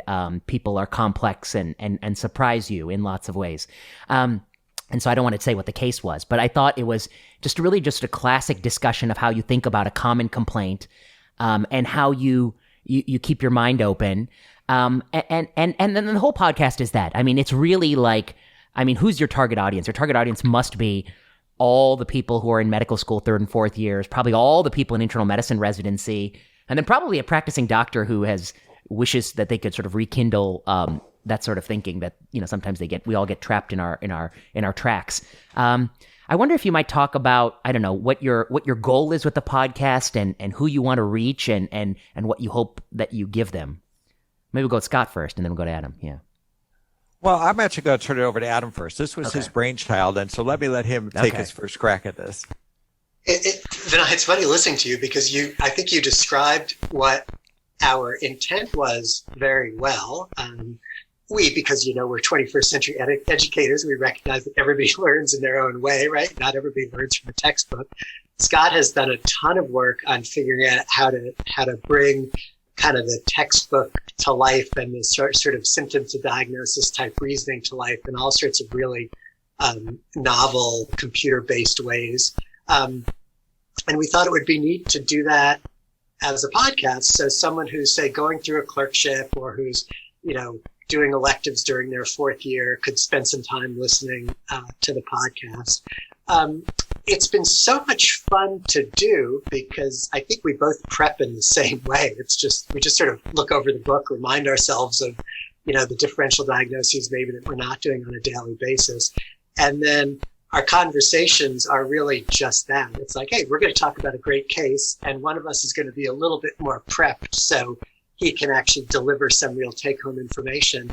But as we got through the first 3 or 4 episodes, I began to think, as you mentioned, that, boy, I really hope this is fun for some people who are beyond training, who can say like, a lot of my days are the usual slog of like not doing anything terribly exciting. And this is a great time to be like, here's a cool case, which I got to think through myself. And then let me remind myself of like, how do I frame my anemia, differential diagnosis? And what are all those things that I don't see much, but I should still think about? Scott, you're nodding. Yeah, that strikes. Well, I agree with all that. I do think people learn in different ways. And so there is the book and now the podcast and other tools. And I think that's important. And I think the other people we want to hit is basically anybody who's a provider providing primary care. These days, that's, of course, internal medicine, it's family medicine, it's emergency medicine, because the same problems reiterate in all of, whether in the clinic or the emergency room, it's the same problems. The epidemiology of disease is a little different in the different locations, but it's very similar. Nurse practitioners now do a greater bulk of primary care than in the past, and physicians assistants. So the entire audience, not to mention, as you said, practicing physicians are people we hope will, benefit. And the title of the podcast is it Symptom to Diagnosis, just like the book? It's the Symptom to Diagnosis podcast. And how many episodes are you going to have? You said you had recorded 8 already, but how many are coming? I think we promised 30. There's supposed to be one for every chapter in the book. So basically any important symptom you can think of, there'll be a podcast on that. And we sort of hope that, unlike a plenary session or a fresh air, which will go on, until the end of the world, we sort of hope what this ends up as is like, here, these are 30 episodes which live there. The stuff that we talk about is not stuff that's going to change a whole lot and people can go back to. And maybe if one of us has a great thought walking to work someday, we can record an extra one. But it's like the season 1 of Serial. It's not like, yes. Okay. It's going to be there. It's just going to sit there and people are going to keep going to it. Yeah. No, I think that's terrific. Okay. Since I have you guys for like 10 more minutes, I thought there's one more question I wanted to ask you both.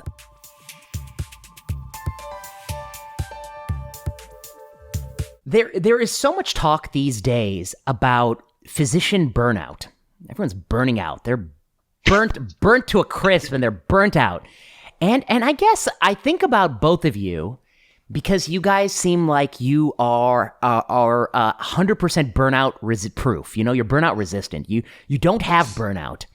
And I wonder, if I were to identify causes of burnout, I think the more in which doctors have let people who don't know anything about being a doctor control us, how we see patients, when we see patients, at what time frame we see patients, what checkboxes we check, that makes us, I think, fundamentally unhappy. And doctors have, they've signed themselves up for it in many cases by selling their practices to, these conglomerates who then come and make it unpleasant for them. But I guess I'm wondering about you two, how you two think about burnout.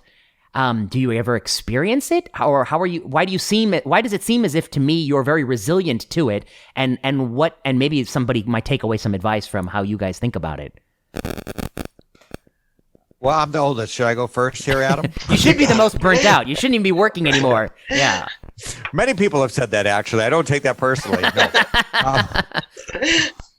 I think there's a couple of things that can help to avoid it. I think one, it helps to remember that you actually, the word that actually comes to mind is that you love your patients. It's, we don't have a good word for this in English, really, but you care for them in a way that's a very personal relationship. You touch them, you sit with them, and when you sit in the room, if you can connect with that instead of running and looking at your watch and looking at the computer, that helps a lot. I mean, it's a remarkable relationship that's unique compared to the other relationships that we have in our life, and not like most other people's work. I think the other thing that helps is I happen to love the academic aspect of it too. I like the creative part. I like thinking, how can I do this differently? How can I image how I'm going to teach something or work on it, or how can I do it better? And that creative component, whatever it might be, whatever you're doing, is really helpful. But what you said is true. You need some control. If everybody else is controlling your schedule and everybody else is telling you what boxes to do, and you don't have any sense of that for yourself, I think you're at risk. I've been lucky enough, my career has not been like that, and I've been able to focus on things that I love doing, and that's been very helpful. So when they ask you to do something you don't want to do, what do you tell them? Go to hell?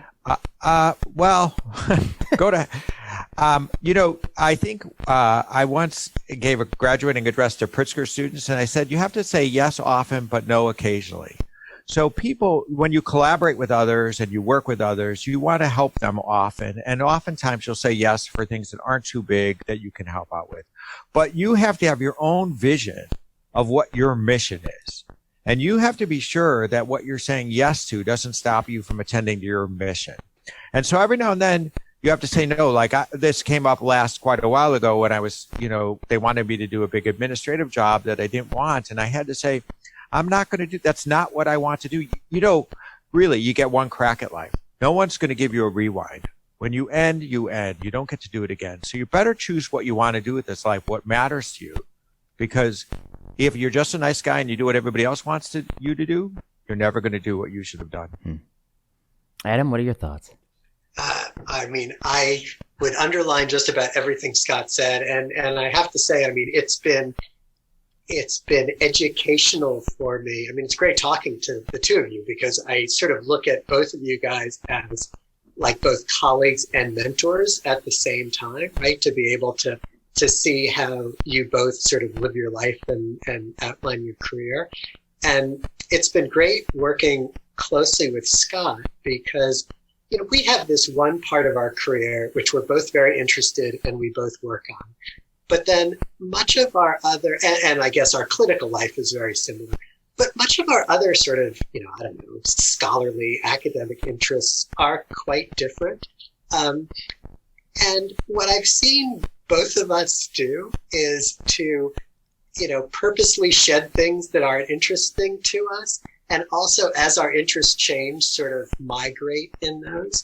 So, you could certainly say, oh, boy, you're so lucky. You became a general internist and you love being a general internist and you've been able to do it now for, whatever, almost 30 years.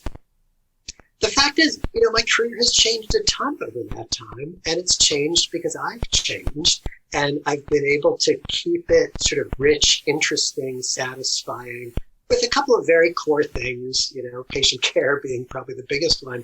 That's a thread through the whole thing that I love.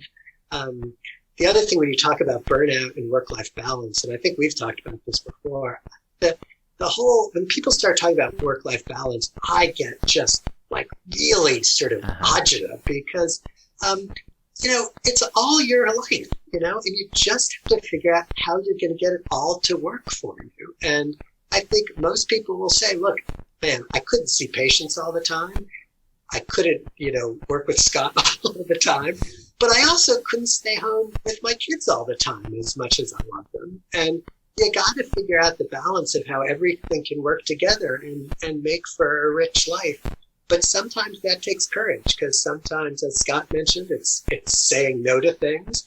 sometimes it means saying no to things which everybody in the world would say, boy, you should say yes to because that's an amazing title, or that's a little bit more money, or that's, more time on the beach. But you got to really be honest with yourself. And sometimes the things you accept are not the things that most people would say that's a smart career decision.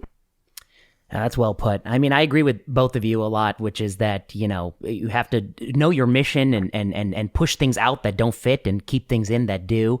And I think that to some degree, medicine has changed a little bit over the last 20, 30 years. And and some of the joy is robbed from it. I always joke that, one more goddamn mandatory module I have to train in. I mean, come on, it's privacy training, safety every 3 months I'm getting another one, and I have to click through all those things, and I'm like, the people who make this, they have no net value to society. No, I get very harsh sometimes, but I think that's part of the reason that it's can be deeply unpleasant. I also think that some of it has to do with the other theme we talked about, which is that the expectations of people going into the field have shifted also a little bit.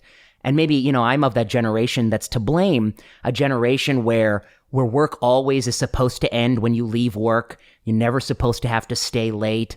You never have to, I tell people that the blessing and curse of this job is people actually need you. So that means that, you're going to miss dinner sometimes with somebody you care about. You're going to miss something that you should have been there for because somebody is really sick.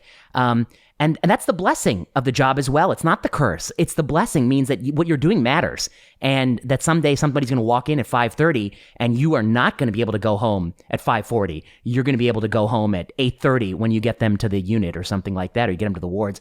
And I think that, I often talk to people and I hear, I always joke. I mean, especially in academics, I feel like everyone's always unhappy. No one's ever paid enough. Everyone's always working too much, and they're never getting their grants, and everyone's unhappy, and everyone has different reasons why. But I mean, one of the realities is that, and then I also think about my parents' generation, my father's generation. It was just a different, work was supposed to be hard.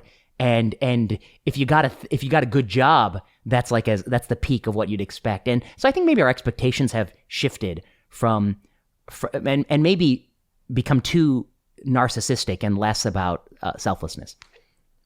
Well, it's interesting. What you said is exactly what I've said many times to myself and to others, is that our job matters. And that's the good part and the tough part. It's tough because when you're wrong, it actually matters and hurts people. And the great part is I never wonder what I've done with my life. I'm never going to get done and say, boy, I wasted my time. I did something that mattered to people. I did something that mattered to others, and that's really protective.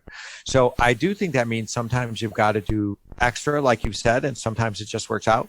It also helps at times to realize you do have to also take care of yourself, and that's that balance part, right? Like Adam and I were talking how we both exercise regularly, even when we're crazy busy, because it helps us to maintain our mental state. But we do invest in our jobs and realize this matters, and that's good. It does take work, though, right? You got to set up, the home life. My wife and I had schedules for 12 years, which were mirror images of each other. Mm-hmm. So, if a kid got sick, nobody had to miss clinic. Right. You had to run home at noon. We've had to set up lives where we live close to work and close to school to make things easy. Fortunately, it's easier to do that in Chicago, where real estate isn't, billions of dollars. I hate you. But I agree. You sort of feel like, I check the career satisfaction box every day. And it's to not because we can't get through a podcast in 2020 without talking about COVID. I found it sort of interesting during this period where, some people might see being a doctor as like the worst possible thing you could do during this period. And I think we've had some medical students who actually, I think, are kind of reconsidering what they're doing. But on the other hand, God, we've been lucky to get to go to work every day and to see colleagues and patients every day. And I actually see some of my patients who've, decamped to, rural areas during this coming back and see me. And they're more thankful for my service than they've ever been before, which I think is telling. Well, I know you have to run, but it reminds me of that essay. I think it came out in like the 1980s in New England Journal, Facing Our Mistakes by David Hilfiker. Oh, I remember that. Yes. And, I think he was just a family practice doc who had practiced for many years. And along the way, to Scott's point that our mistakes matter, he made mistakes. And I think one of the most vivid mistake he made was there was a pregnant couple, and he thought that the baby was the baby had died in utero, and he set up a appointment to abort the child. And the parents were devastated that the baby died. And then as he was aborting the child, he realized that the baby had not died. And he had made a mistake. He didn't do the extra confirmatory ultrasound. And this was, I think, one of the first essays in the New England Journal where a doctor would admit, just in brutal honesty what that does to have made such a mistake. And then the other book, I'm reminded of is Marcia's book, Do No Harm, the neurosurgeon who's made mistakes. And I talked to my friend who's a neurosurgeon, and he said, he points out that, when neurosurgeons make mistakes, people are dead like in the instant that you make the mistake. And you can get them out and get them to the ICU, but they're fundamentally brain dead. And I think that the fact that not much, thankfully, a lot of what we do doesn't come with that risk, but some of what we do does come with those risks of just sort of catastrophic errors. And I think it is the blessing and the curse, because it means that when you really take it seriously, I think you have to be the hardest person on yourself. I sometimes, some people ask me like, oh, can you give me feedback? And I was like, the only feedback I can give you is that like when you think about what you did with the patient, if you don't agonize over, I don't want to tell you. I had a case in the last year that it was something we all thought. My team and every other team thought it was something. And then on autopsy, we learned it was something that we had not thought, and we missed it all. And I think about all the ways could I have ever detected that mistake? And maybe 99 out of 100 times, I don't think I could have averted it. But I think the process of being a doctor is not that you're always going to get those things right, but that when those things happen, you're going to take like 8 hours or 10 hours, or maybe in my case, a lot long. You take a long chunk of your life thinking about that on walks and car rides, and it sticks with you. And I think it makes you better in some way. I would say when you care, you actually never forget those, right? And you'll never forget. And Adam and I know have both had cases that we will never forget.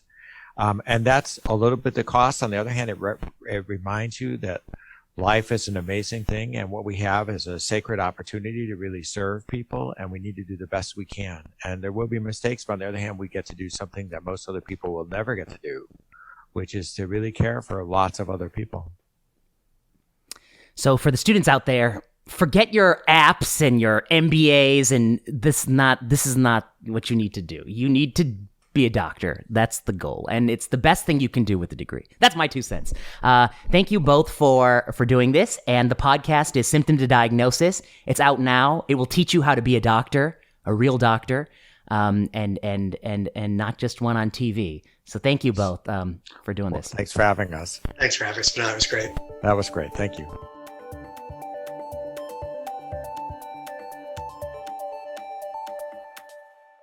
I'm back in plenary session, joined via Zoom by Dr. Vlad Kogan. Dr. Kogan is associate professor at The Ohio State University. He's a political scientist, and he has been tracking schools, which is near and dear to his heart. Dr. Kogan, it's a pleasure to have you back here on the podcast. Hey, thanks for having me back after last time.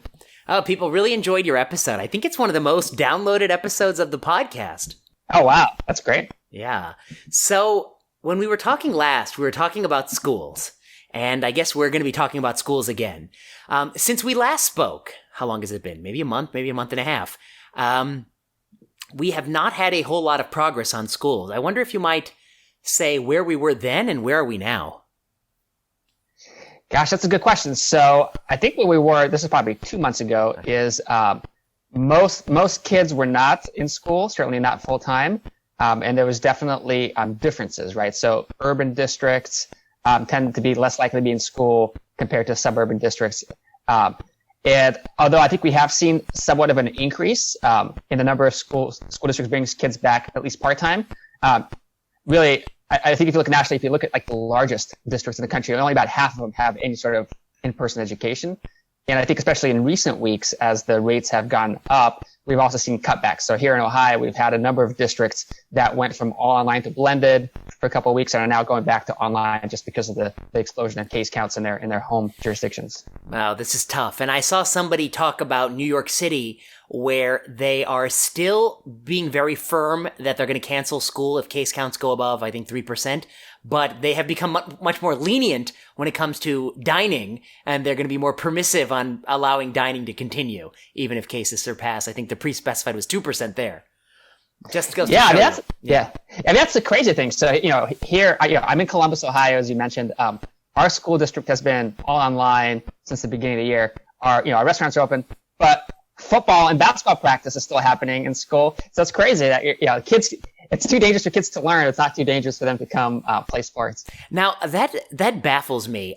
What is the explanation for this? Why are those things being prioritized? Well, so I think the stated reason is that that they can it's outdoors and they can maintain social distancing more easily. I think a big part of it is coaches get a pretty significant salary boost, so there is kind of an economic interest as well. In the same way that I think there isn't those incentives in place for restarting in-person learning. I see, because a lot of people who are teachers should be in person are still collecting their salaries. Is that right? I believe they all are, yeah. I mean, at least in Ohio, yeah. Because, I mean, I think they're all teaching, at least partly, doing something online. I see. Yeah. Now, one of the things that got me in a bit of trouble recently was, I'll blame you, because you were whispering in my ear. No, I'll blame you because you pointed me to the literature. The role of teachers' unions. It's so interesting because progressives tend to be pro-union people. Democrats tend to be pro-union, except not all unions. They are quick to throw the police union right under the bus because the police union, it's evidently clear, at a number of junctures, they will protect their own constituents, police officers, which is good. I mean, that's what they ought to do. But it appears at times they protect their own constituents at the expense of society, at the expense of reform, at the expense of sensible reforms that would make them maybe less likely to escalate, to engage in violence, or less likely to indiscriminately and inappropriately apply the escalations. And so I think liberals can recognize that. We can say that, oh, wow, police unions don't always work in the public's best interest. But when it comes to teachers' unions, that is a concept that is off limits, that you can't push on teachers' unions and suggest that possibly, to some degree, the teachers' unions reflect the desires and interests of teachers, even if it occurs at the expense of students. You're somebody who's looked at this union question. When do teachers' unions empower us, and when do they potentially get in the way of reasonable reforms? Yeah, so that's a good question. This is, I think, something that we talked about last time. So I guess my answer is going to be kind of similar to my answer last time, which is, are the interests of the adults and the kids aligned? And I think often they are. So there is some really interesting work on education funding reforms. So in the 1980s, there was a number of states that the state stepped in and increased state funding for education to address inadequacy. And what you saw is in states that had strong teachers unions, that money was spent in the classrooms. In states that didn't have strong teachers unions, school districts took the state money and then just cut their own taxes and gave their taxpayers a break. Right? So I think in that case, strong unions, like their interests were aligned with the interests of the kids. But that's not always the case, right? And so, let me give you one example. This is something I've been reading a lot about, recently for a project I'm working on, which is school desegregation. So I think there's kind of an interesting story here. So in the 1800s, there was a number of cities in the North that had segregated schools. And there was efforts to try to desegregate them. So, for example, in Indianapolis, in 1897, there was a black state legislator who said, no, let's desegregate the schools in Indianapolis. And surprisingly, a lot of the pushback came from African-American teachers. Because when schools were segregated, the schools attended by black students tended to employ black teachers. Right. And they said, what's going to happen to our jobs? And I think it's interesting. In the 1950s, you had very much the same conversations. There was an African-American sociologist named Oliver Cox, who in 1951 basically said, desegregation is going to be good for kids, but it could dramatically hurt teachers because teaching is a well-paying middle-class job. And he turned out to be right when we desegregated the schools disproportionately African-American teachers. Really? Exactly. And so I think nobody would look back now and say, gosh, we should have stayed with segregated schools to protect jobs for black teachers, obviously people would look back and say we should have done it better, so that the employment effects didn't disproportionately affect minorities. But I think perfect example where maybe the interests of the kids and the teachers are not aligned, right? And so again, I think it really depends on the issue, and I worry that in the case of COVID, this is one of those issues where there really is that disconnect, a misalignment of interests. That's an interesting example. I think I listened once to a Malcolm Gladwell revisionist history where he talked about just this issue, which was that, and I think he came at it a little bit from the point of view of the kids, that maybe not all minority kids, but at least some black kids, one of the major forces in their life for good was having had a black teacher that really made a difference in their life. And that to some degree, integrating schools actually perhaps on the margin hurt them a little bit, because it meant fewer black teacher role models. I think he talked about it, but it's been a while since I listened to that podcast. Yeah. No, I've listened to that podcast as well. So I think we have really good evidence. So there's a economics professor at UC Berkeley who has a great book called Schools Desegregation Works, I believe that's the title. And he shows that there was really substantial benefits, primarily because when schools were desegregated, there was a massive increase in funding for schools that historically were underfunded. But I think the flip side is also true that that minority students tend to do better when they have minority teachers for a variety of reasons. So I don't think it's one or the other, right? And I think that's the challenge. I think that's also the challenge with the school issue, right? It's not throw all the teachers under the bus, have them die, and reopen the schools versus everybody stays home. It's a question of how do we do it right so that the interests of kids are served. But again, we think carefully about some of these downstream consequences, and again, we treat teachers fairly. Now, since we last spoke, and since we even planned on this discussion, I think two massive events occurred that I wonder how they shape your thinking on this. And I guess, listeners can go back, but actually listeners are probably familiar with what, we talked about last time. I think we talked about the trade-offs. What are the trade-offs to kids? What are the trade-offs to adults, by opening versus not reopening schools in person? And we'll talk a little bit more about those trade-offs. But, one of the things that has changed in the interim was that we have the results of the presidential election. At least the results according to some people who believe the results, but maybe not everybody. And that's Joe Biden won the election. That's a big, big change. And then the other thing that happened is we have some very preliminary press release results that a vaccine candidate by Pfizer may be promising, that the interim results showed 90% efficacy. Both of these two events have repercussions on schools. Like I said, the third event is that cases are climbing. And cases appear to be climbing rapidly in sort of the heartlands of America. I think when cases are climbing, the case to make for reopening schools is more of an uphill battle, just practically an uphill battle, because people are going to be much more reluctant, even if the absolute benefit calculus still favors reopening. It probably certainly did favor reopening when cases were low, but people weren't be persuaded. And so when cases are going up, they'll be even harder to persuade. The vaccine for many people changes their calculus a little bit, because now they say, it doesn't hurt to wait a little bit longer. We might as well just wait a little bit longer. The new president doesn't hurt pushes it out a little bit further, because I think it means that people think that Biden will pass a stimulus that will allow us to put a HEPA filter in every school building or something like that, some ventilatory remedy. But the data has all, sort of similar, the data that came out of Europe suggesting that actually teachers compared to other people, they didn't really have a disproportionate risk of infection to themselves, which is sort of as kind of good real world data you can get, which that it didn't appear to be, theoretically, of course, when you go contact people, your risk is higher, but it didn't appear to be much worse. The data for kids is that, at the same level of inoculation, the kid is less likely to get it than the adult, I think. Although recent studies are showing that over time, it all maybe washes out at the end. But I guess my question for you is, new president, new vaccine, does that change some of your thinking on this issue, or does it certainly change the landscape on this issue? Yeah, that's a great question, and there's a lot to unpack there. So I remember, last time we had a conversation and we made predictions, and you said everybody's going to look, to the south, nothing's going to happen, and everybody's going to reopen schools. And I said there's going to be, these freak stories that are unrepresentative. Uh-huh. Everybody's going to point to them and make a case for not reopening schools. Uh-huh. I guess I'll take all of those in turn. I think you're exactly right that I think the at least the rhetorical calculus I think has changed, because now there really is, a clear benefit of minimizing infections now, knowing that there's a vaccine coming, right? That it wasn't like before where we had no idea how long this was going to last.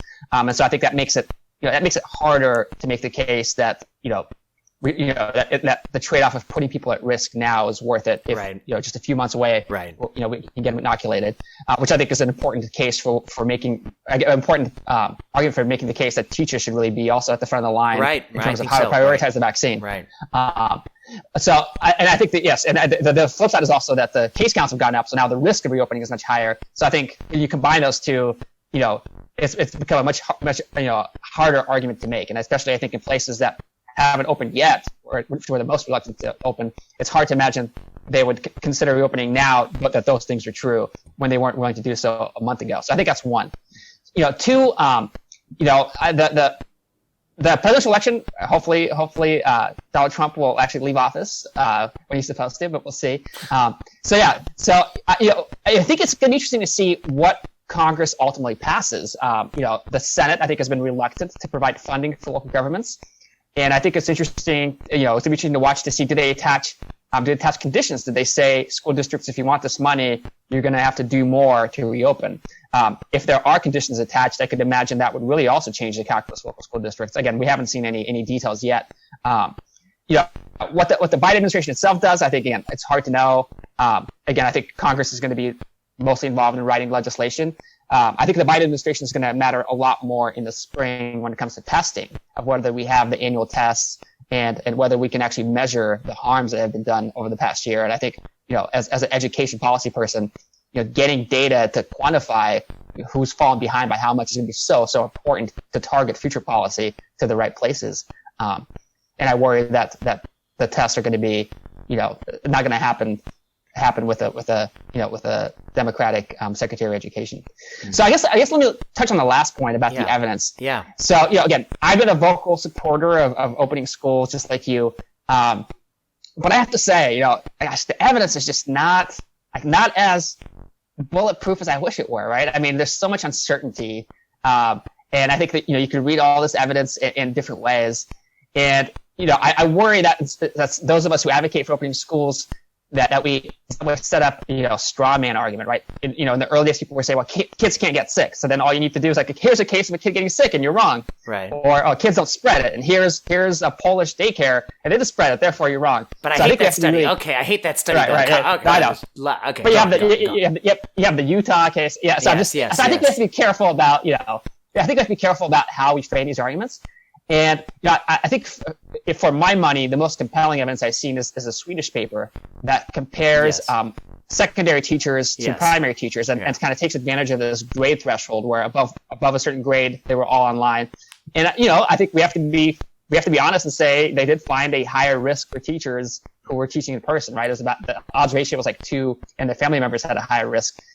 And how you aggregate the other occupations, whether it was relative to the mean of the population, I think, again, that's open to debate, but the teachers that were teaching all online certainly had a low risk. So I think we have to acknowledge that there is some risk for teachers, and I think we as a society really have to work hard to mitigate those risks and make teachers feel comfortable. I don't think it would be fair to say, sacrifice yourself for the greater good, right? I mean, I agree. I think you're making a totally fair point. I know with that study though that the odds ratio is 2, not 22, right? So sure. It's right. Yeah. So I mean, it's also taken with a grain of salt that I don't know. I mean, it is a challenging policy question, and I'll be the first to admit it too. Which is that there's a risk benefit. It's very complicated. It's almost semi-quantitative because it's almost too big to quantify fully because there's too much. The uncertainty intervals are too large. But I guess I still think it was important to be where we were in the conversation because it provides people, I guess, some intellectual space to explore it on this way. And clearly the US is such an outlier compared to everywhere else on earth. I mean, I talked to everyone I know in Western Europe and they have just their priorities are all the opposite way. Even, as we saw, UK re-enters lockdown, France re-enters state of lockdown, but schools are not being halted. I mean, those countries just fundamentally have a different commitment to their schools, I guess in times of peace and times of war. Their investment in schools and kids in the next generation is just fundamentally different than this. But I think you're right, that, there's got to be an increased risk of infection by going out of your house when the alternative is not going out of your house. The question is it offset by the harm that's being done to the kids? I wonder if you might talk a little bit about something you brought to my attention, something I hadn't thought enough about, which is that even though much of this discussion has been about young kids, K1, 2, 3, the grades where we think, it's really important for these kids to socialize, to go meet, to educate themselves, that high school is something that's super important. It's such a vulnerable time in people's lives, and, things could change on a dime. And we're finding some signals in high school kids that are concerning. What's going on with these high school kids?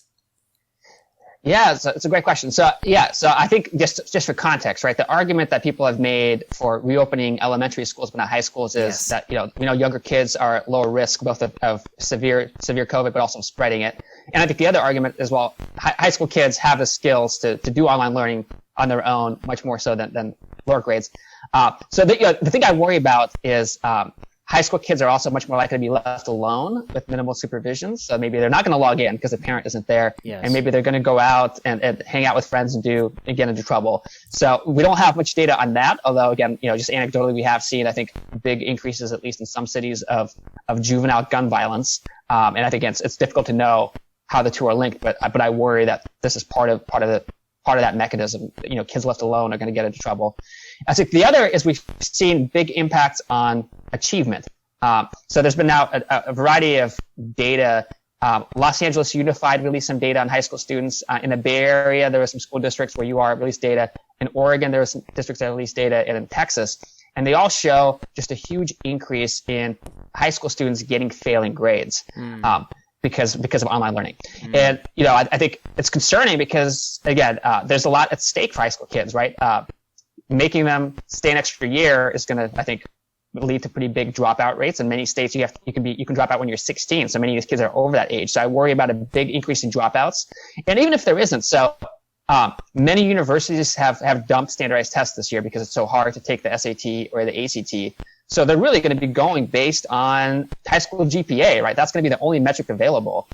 And so it's going to really put these kids at a huge disadvantage for their higher education admissions if they're failing a bunch of classes for the kids that are struggling with online learning. So I think we have to really worry about high school students as much as we worry about the elementary school students. I think the learning costs are probably higher for younger grades. We know kids learn a lot more.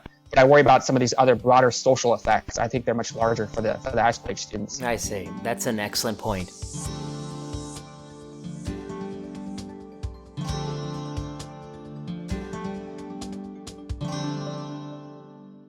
I'm wondering if you might talk a little bit about what's going to be needed in this wish list, for the next year. So let's just talk through what might happen.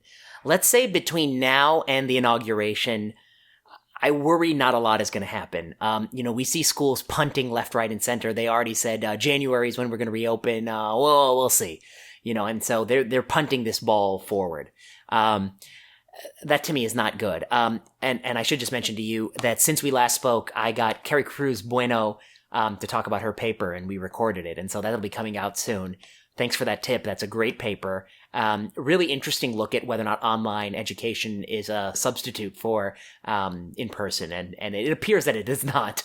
And even though it's hard to kind of tease that out because there are a bunch of reasons why people might go online, that because they're not doing well in school, for instance. But she did a number of things to try to get around that. And but one of the things in her paper was that she concedes that the kids who did online, who went back, in her data set, it appeared that they were able to get kind of back to where they were.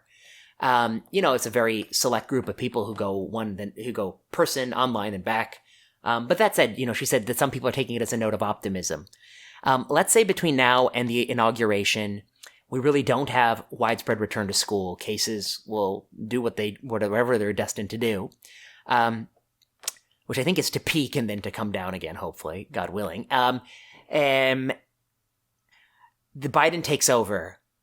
What is the sort of strategy he has? I mean, that he should be thinking about? I mean, I guess the things I wanted to talk about are like immediately, like how do we get the schools reopened ASAP? I think that's one concern. And then also, what are the kinds of policies he should be thinking about for remediating this gap? getting all these kids back on track? How are they going to track down these kids who have dropped out and are gone? And what kind of efforts would you like to see to take advantage of this as an opportunity to try to fix some of the damage? Yeah, so it's a great question. So let me take that first question first about the challenges. And so I think about less about what should the Biden administration do, and more about what are these broader global challenges. And I thought about this a lot in the last couple of weeks. And so here's what I see. I think where the big problems lie. I think many school districts really don't have a workable plan to reopen. And I said this because over the summer, really all the focus, right, was on droplet transmission. That's what everybody was talking about. Yes. So all the school districts bought these Ghostbuster shooting guns to sanitize everything. Yeah. But they, now that everybody's talking about airborne transmission, I don't think that, the districts have the tools in place. Right. We built schools to be like fortresses to keep, dangerous people out. So you can't really open windows. And I think providing like a plan, just a blueprint of here's how you do ventilation to reduce some of these risks, and here's some money to buy the equipment that you need is for me like something we should be doing. We should have been doing like a month ago, right? That's ASAP. It needs to be done soon. So the second thing I think about is hybrid learning. So it seems unlikely that many places are going to go from completely online to all students coming in person because it's just almost impossible to have all the kids in one place, socially distanced. And so if we are, in places where kids are going to have in-person learning, if it's going to be primarily a hybrid model, how do we make that work, right? I worry that hybrid might be worse than the completely online because you have, a teacher teaching students in person and kids trying to watch the video from home. That's not going to be very good, right? You probably have much better luck doing it completely online and being able to be engaging.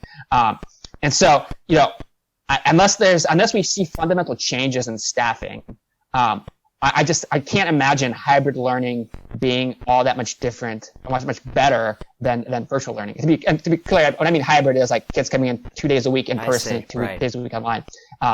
And so we really have to fundamentally rethink how we staff courses, student-teacher ratios. Can you have one amazing teacher teaching all the second graders in a district twice a week versus another teacher doing 2 days a week? I think something like that is really the only way that you make hybrid learning remotely better than what's going on now. Yeah. And then I guess the last challenge for me is, we focus a lot on getting schools reopened, and we talk about teachers unions, which I think, are a big impediment here. But I think parents are a big part of the story, right? So New York opened, it's got 1.1 million students. Only 283,000 showed up, right? So I think there's big reluctance amongst parents, especially, minority parents and low-income parents because of some of the messaging. And I think that school employee interests have fanned some of those flames intentionally. Yes, right. But reopening schools doesn't help if kids don't show up. And so there has to be like a messaging campaign to parents, telling them that like this is the right thing to do for your kids, telling them that we can do it safely, and then telling them also like, you gotta put your kids first. Because I think that's going to be a big source of resistance in many communities. And so I don't have a good strategy in mind aside from just acknowledging I think that's going to be a huge barrier. And I think it's something that we should be thinking about proactively. So I guess your second question was about remediation. Yes. And so I think there's different strategies for different cohorts of students. So for younger students, we know that they're going to probably lose out on the most, but we also have the most time to make that up. I really worry about the high school students. So I had a conversation here recently in Ohio with some advocacy groups, and they're saying let's just add a 13th year to high school. And I think that might help like the current third graders. Yes. It's not going to help the kids that drop out now in high school, right? So what do we do with the oldest kids now? And I think it has to start now. We can't wait for schools to reopen. It has to start with just really intensive tutoring, like one-on-one services. In the same way that special ed students and English learners have special needs that are very labor intensive. I think older students now, especially the older students who are struggling, really need support now, whether it's in person, whether it's online. But it's going to be too late if we wait for schools to reopen because once they drop out of the system, it's going to be so hard to even track them down and get them back. And so I think that should be our immediate focus. But in the long run, we should be focusing on the younger students and thinking about extending the school year, extending the school day, and all that good stuff that we talked about last time. Now I guess so interesting to me. I mean, I think one of the things you're hitting on is the messaging challenge. And boy, I guess it's drawing a parallel between something somebody was kind of probing me on online, which was, this person was asking the question, like, does every doctor have a duty to show themselves getting vaccinated to prove that the SARS-CoV-2 vaccine is safe? And I was like, well, I don't know. I mean, I guess my first question, of course, before one can have a duty to do something, I guess my first question is it actually even effective? And so my question is like, okay, if people saw a lot of doctors getting the vaccine, is that in fact the case that the doctors would, or that anyone would be more likely to want to do it? And then actually the more I thought about it, I was like, well, actually, to be honest with you, the supply will be restricted to come out. So the first thing is all the people who want it, should get it. That's probably going to keep us going until maybe 2022. Who knows how long it'll take for just them to make enough for the people who want it. Then we can talk about the people who don't want it.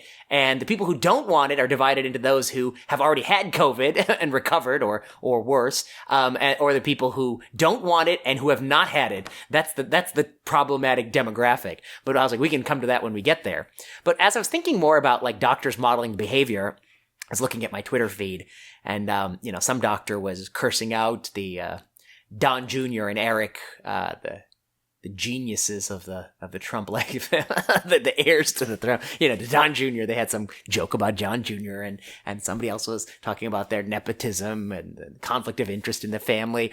Someone was talking about, I don't know, Trump golfing, something like this, and I guess I was thinking about it more, and I was thinking, I don't know, if someone's Twitter feed is a doctor, and if their Twitter feed is just a blend of like hating on Trump, that's like 20%.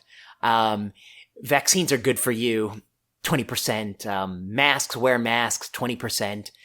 I guess my thought was like, I wonder, are they actually reaching somebody who, these 71 million people who didn't vote for, the same direction? Are they reaching that person? Are they potentially like making this a package deal? Like, you want a mask? You want a vaccine?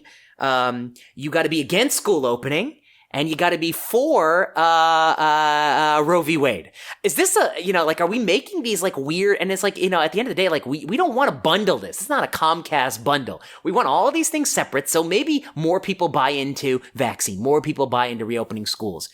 And so I guess I worry about like social media bundling things in a way they shouldn't be bundled. And the reason I think of this is like you're pointing about the message, which is that places that are high concentration of liberals didn't vote for Trump. There's this current of reluctance to send their kids to school. And then I also see on Twitter places that did vote for Trump, parents much more willing to tolerate those risks in their kids. And so I guess I don't know if there's a question here or if it's just sort of a political science challenge, which is, how do you disentangle issues that like the Democratic Party platform is actually, it's like from first principles, you would never arrive there. It's an odd hodgepodge of issues. Is there sometimes a need to disentangle this from political parties? So I guess that's a political science question. Yeah. Well, yeah. So I mean, I think the political science answer is, I think we got to be careful from extrapolating from Twitter to non-Twitter population. Okay. I think one thing we know is that although political elites are really polarized, the average voter really is not. Average voter has like a crazy hodgepodge of positions where they're liberal on some issues and super conservative on others. And so I think partisanship has been really important in the school reopening decisions. Yes. Partly because of that elite level phenomenon. And I think partly because a lot of the people who really, vocal don't have kids.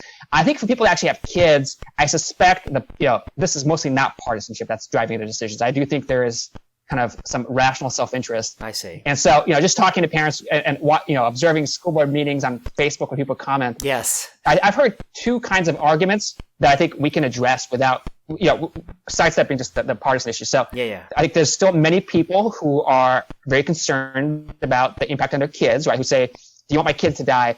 And just don't have a good grasp of the relative risks. Yes. And so I think the science community really needs to do a better job just communicating what the relative risks are for young kids, and how they compare to all sorts of other stuff we do every day. Right. And I think that message hasn't gone through. So I think the second issue, which is more difficult, is parents being concerned about themselves. And it's interesting, when we talked last time, I pointed out that most of the places where schools are closed have lower income families, have more families of color. And I argued that, that was really concerning. That was the case for opening schools.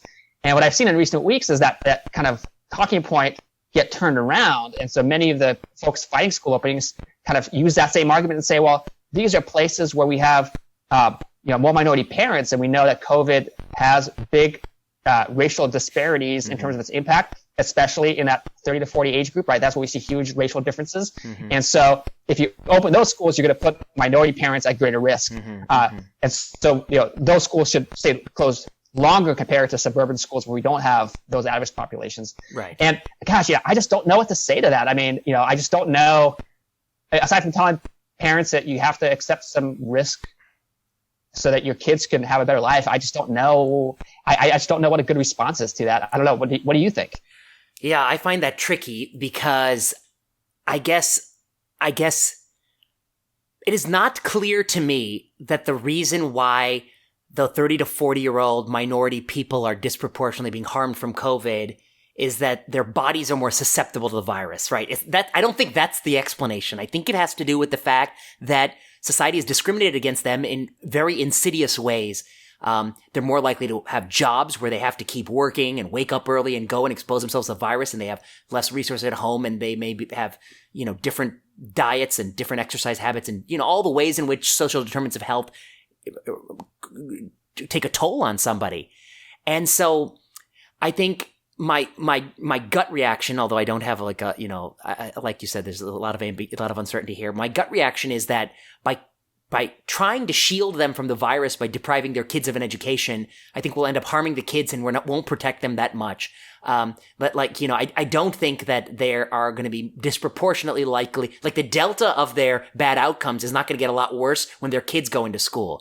But again, I have to be the first to admit that, do I have, as you say, ironclad evidence that is the case? No, I don't. It's just, I guess, the way in which I would have interpreted that data. But I think the way can be, as you say, the people who are spinning it, they're spinning it in a certain way, which is that, they're spinning it to mean that these people are more vulnerable and we have to do more to shield them. And I don't think that's necessarily the case. So that's what I would say to that. But I guess, it is a thorny question. What are your thoughts? Yeah, and I guess to be clear, I wasn't necessarily endorsing that argument. Right. I think you're right. We know, people of color are disproportionately likely to have essential jobs that they couldn't stay home. But I think we also know that they likely have heart disease and diabetes and comorbidities that do increase the risks. Yes. So I think the question is, if we have parents who are scared for their own health to send their kids to school, right? What is the strategy for helping them overcome that concern? Yes, right. Is it about putting in more safeguards? Is it about having rapid testing so we can tell them, hey, we can catch outbreaks early? I just don't know what it will take to get them to feel comfortable. And I think for me, once schools do reopen, I think that's going to be the big hurdle is parents feeling comfortable enough. So I think places like Texas, I think are trying something a little bit different from what I read in in the news, that if students are failing, they're actually going to make them come to school in person.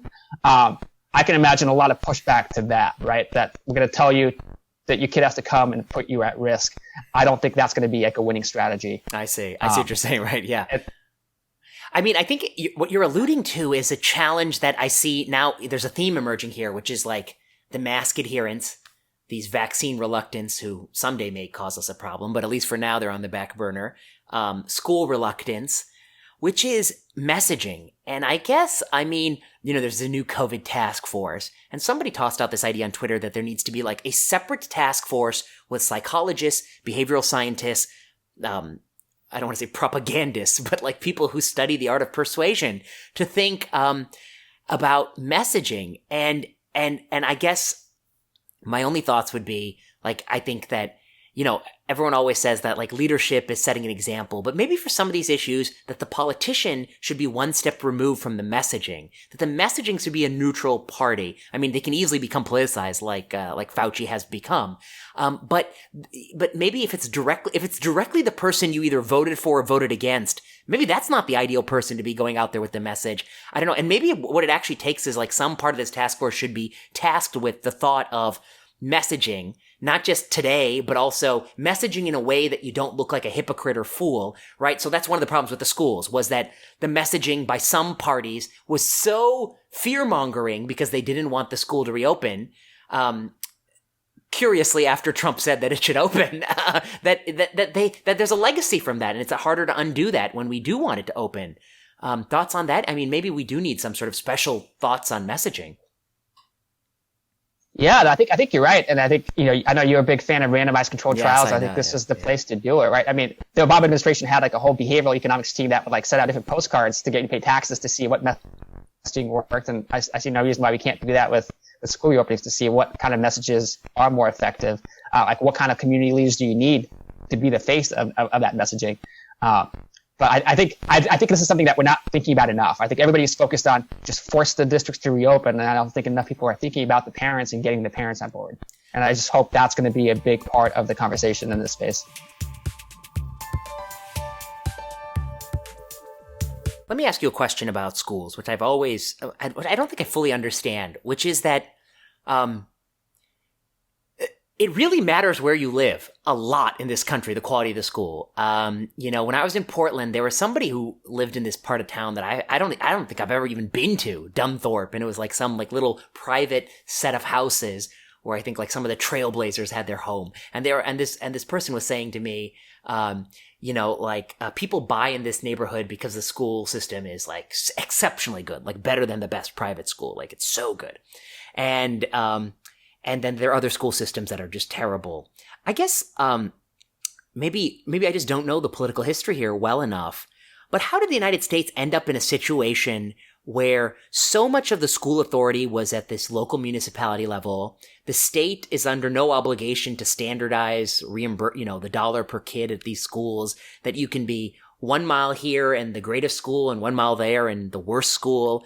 Where did this fundamental disconnect come? And then the schools may fuel segregation of the sort because people segregate racially even by moving to these places. Sort of an anti-integration thing. Where does this start? Where does this come from? And what is the way in which this problem should be tackled? I love that question because this is something I've been reading a lot about. So let me just give you some of the history, because I think we take it for granted that this is how schools are run, and really no other like major democracy runs schools in this way. I mean, they have, I think, many of the same issues, but in terms of just the operations. So it's really the fault of the Puritans.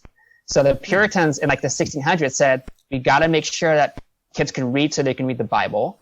And they basically put the responsibilities on towns and aldermen and said, hey, you guys have to set up a school, you have to figure out how to pay for it, and you got to teach these kids to read. So the Massachusetts model became the model for the rest of the country as other places created their own public education systems. They said, oh, this is what Massachusetts does, local control, local boards. And so that's where that comes from. So we have had, I think, historically a big push towards centralization. Like in the 1800s, there was like 200,000 school districts. Now there's about 14,000. So we took a lot of like single schoolhouse districts that there's one room that serves all kids of all ages and really consolidated that. I think we've been moving in that direction. In the 1960s and 70s, there was a wave of litigation in states that addressed the funding issue. And so I think in many places, the funding disparities are not as bad as they used to be. A lot of the state funding is very progressive and redistributive. Now, again, it doesn't work as well everywhere, but again, in Ohio, our funding formula is very redistributive. And so if you look at my district, we spend probably double what most of the surrounding suburban districts do because we get so much more state funding. But I think that, so we've addressed, I think that we've addressed the scale, but there is still, again, the challenge of parents. So I guess let me just say two quick things. I think we have to be careful about how we measure educational quality. So people look at test scores and they say this school district is better because test scores are higher. And it's not obvious how much of the difference in test scores is due to educational quality versus everything else that happens, like poverty. And so isolating educational quality is actually very difficult. And so a lot of the data leads us astray. And so just like in health, right, you wouldn't look at a family doctor and compare them to like somebody that works with cancer patients and look at the survival rates for the patients and say, oh, look, the family doctor is a better doctor because their patients survive. Well, they're treating different patients, right? So I think the same thing is true in education. So I think there is a lot of challenge in that. I think the other big thing, though, is parents, they don't just care about the quality of schools, they care about peers. And so I think a lot of the evidence we see is that parents choose peers, right? And so that's a very difficult challenge to overcome as well. So even if you fix the funding disparities, even if you fix everything else, there's just a lot of reluctance to amongst middle and upper class parents to send their kids to schools with lower achieving, more disadvantaged peers because they worry about peer effects, they worry about disruptive behaviors, and that's a very difficult challenge to solve. I see. That's interesting. And I think, yeah. And let me just give you an example. So you're in San Francisco. So Yeah. San Francisco, has tried very hard to integrate the school system, and so they have this very aggressive system of busing. And as a result, San Francisco has one of the highest private school attendance rates in the country because wealthy parents say, I'm not mess with this. I'm just going to pull them out and send them to a private school. I see. So it's difficult. It's challenging. Pushing far enough, but not so far that that the parents just leave the school system and pull their kids and do something else. This is a fascinating question, actually. The more I think about it, it's quite challenging because, there are few maneuvers that are always off the table. One is you're never going to win if you tell parents you can't pull your kid, right? That's the non-starter. You got to always give them that option. That's one. Two, they're going to pull their kid if they feel like that the options are worth the money, the investment, the benefit of the options. And so anything you do to remedy injustice has to not be so off-putting to those wealthier parents who have resources and means to pull their kids. Now the more I think about it, it's quite a challenge. I wonder if you might address something that your discussion raises in my mind, the death spiral. I worry a little bit that this event will be a death spiral in some places. By that I mean, there are already people pulling their kids from schools at sort of maybe even record numbers. We don't really have a sense, but I hear a lot of it. I guess it's anecdotal, but you hear a lot of people pulling their kids from schools because people want to put their kids in schools, especially they're the option. I always joke, especially on Twitter, because all the docs on Twitter are like, "Oh, my kid's in private school." They always keep coming out of the woodwork to tell me that. But as kids get, and then somebody made the point that the unions are actually killing their own long-term interests because public schools, you lose kids. You lose more kids, you'll lose the funding. There'll be less money to hire teachers. There'll be fewer teachers' jobs. There'll be more teachers' jobs in private schools, which may pay less and have less job security. So the union actually is hastening its own demise by not competing with private schools and running at the same, at the same time.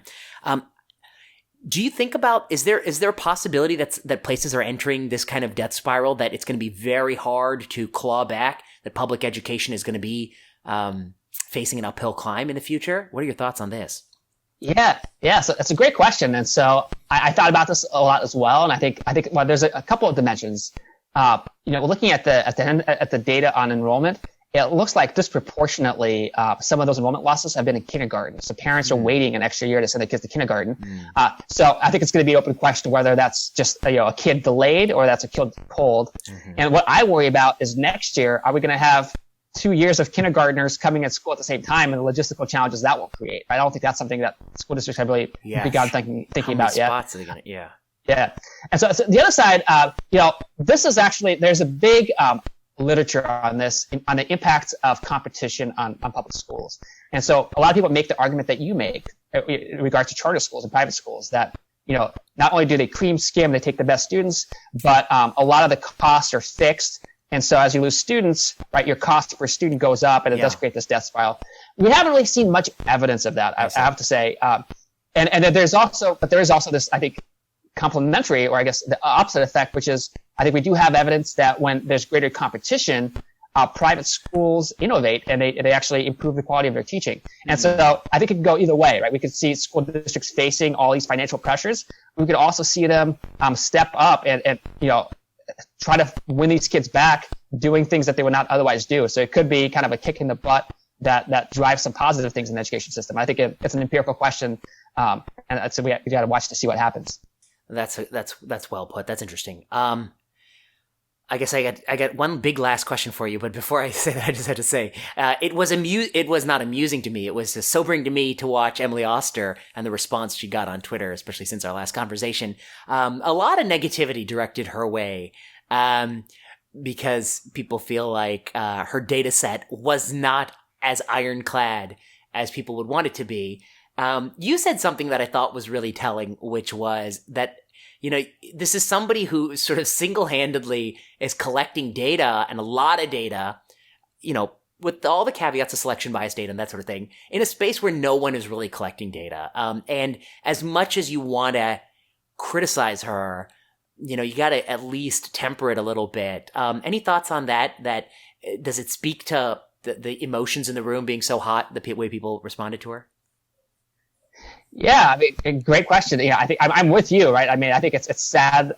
It's a sad state of a society that we have to rely on Emily Oster to collect this data, right? That nobody else is collecting it. I do think this is a case of shooting the messenger. Again, I do think these are some organized, entrenched interest groups that, again, don't want schools to reopen, and so I think they're just going after her and her data to try to undermine it because it is being used, I think as a piece of evidence in favor of reopening schools. Yeah, I think there's a similar thing that somebody's going to get some angry letter, but when the Santa Clara County people did their seroprevalence, and of course there's some issues with that paper, and they fixed a lot of those issues, but maybe there's still some persistent questions, and then there's some things that I've never really fully understood the criticism where one of the things they said was like they recruited people from Facebook, so you're going to recruit people who are more likely to have felt sick and have COVID and inflate your prevalence estimate. But I also thought that it could have the exact opposite effect because you recruit people who are more worried people who live in Santa Clara County where they're really, really worried and they're on Facebook and like, I better get that because I want to double check. And so you may actually deflate your prevalence. But anyway, I was like, I'm so sick of listening to this. But one of the things I wanted to say was like, look, why has this task been left to these people? This is like, why isn't the CDC mobilized the army to answer this question across the country in this very broad way? And we've like left it to like 4 random professors to do this, which, at a time where tensions were really high because emotions were really high there. And of course, they're going to get hung no matter what they find, I think, to be honest. They'll be hung by somebody. Somebody will want to hang them for that. But I'm like, why is the job up to them? And why is the job to Emily Oster to tell us which schools are open or not? It really needs some central authority to say that this is such an important question. We have to answer it. But anyway, here's my last question to you, because I know our time is running out.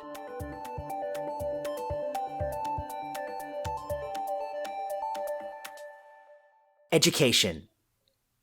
Why?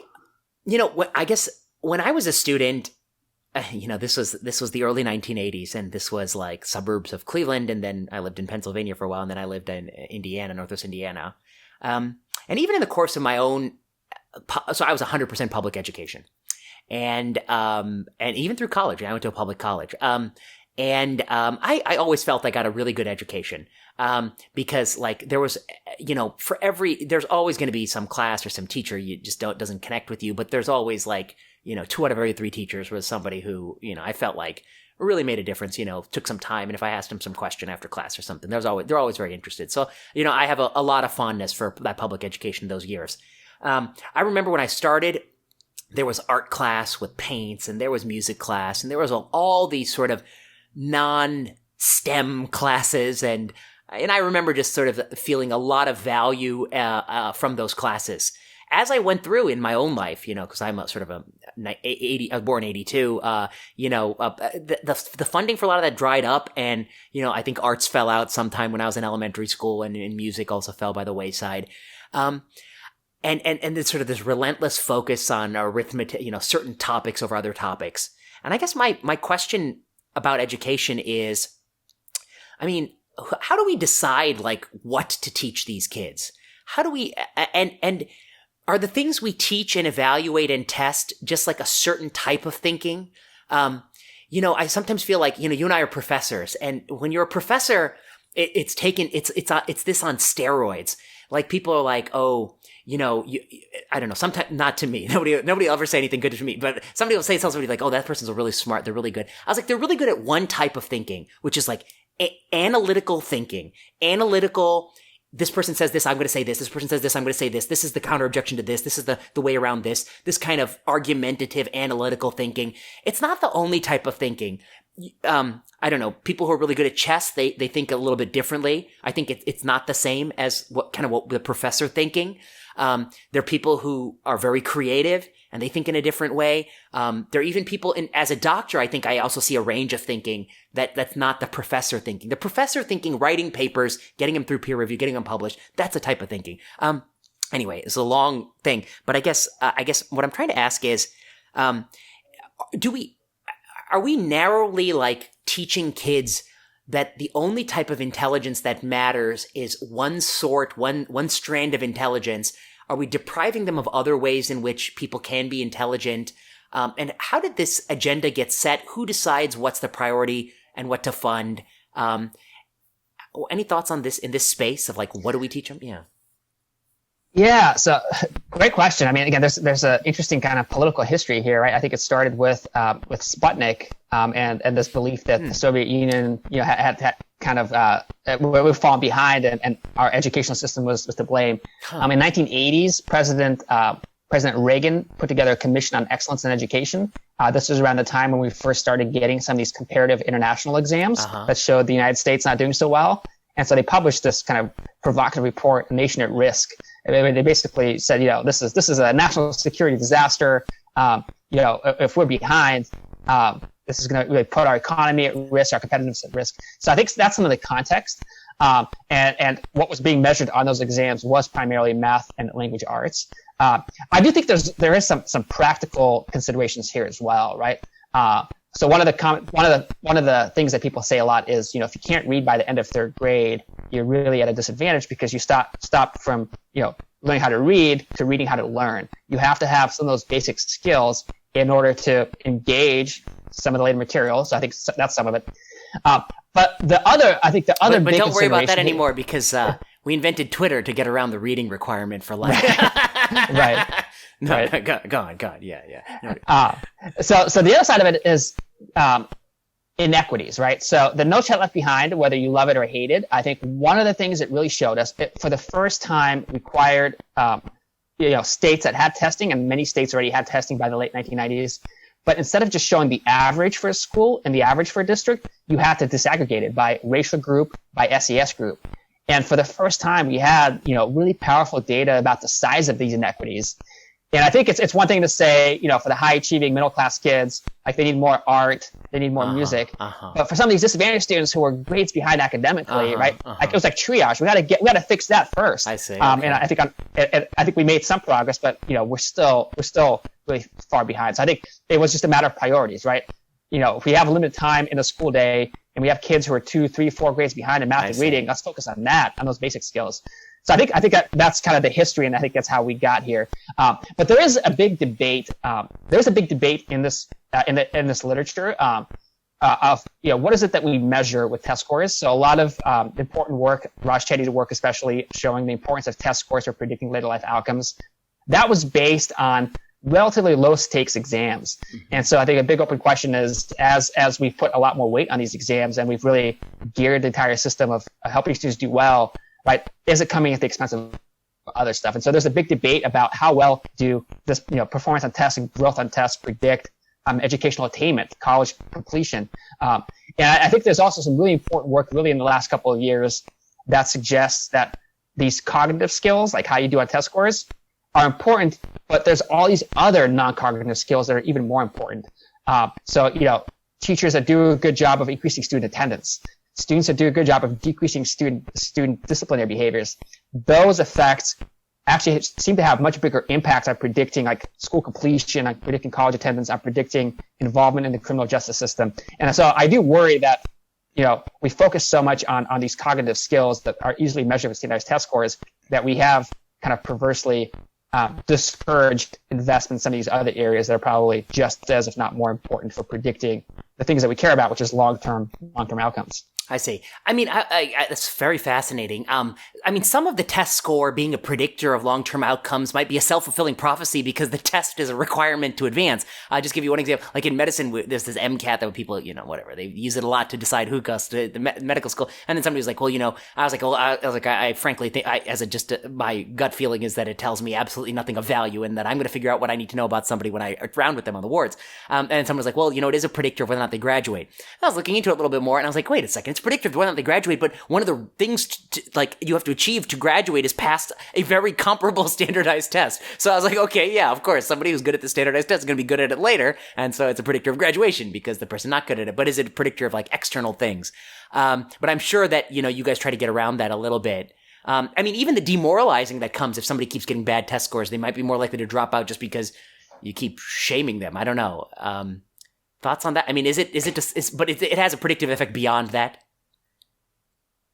Well, I think that's open to debate. I think there's a lot of folks debating it. Certainly, I think some of the research from the 1990s did show that they had predictive validity. But I think the question is, this was a period when, again, test scores were relatively low stakes. So we didn't have an entire system designed to increase test scores. And so whether the gains we see now predict the same later outcomes, I think that's still very much up to debate.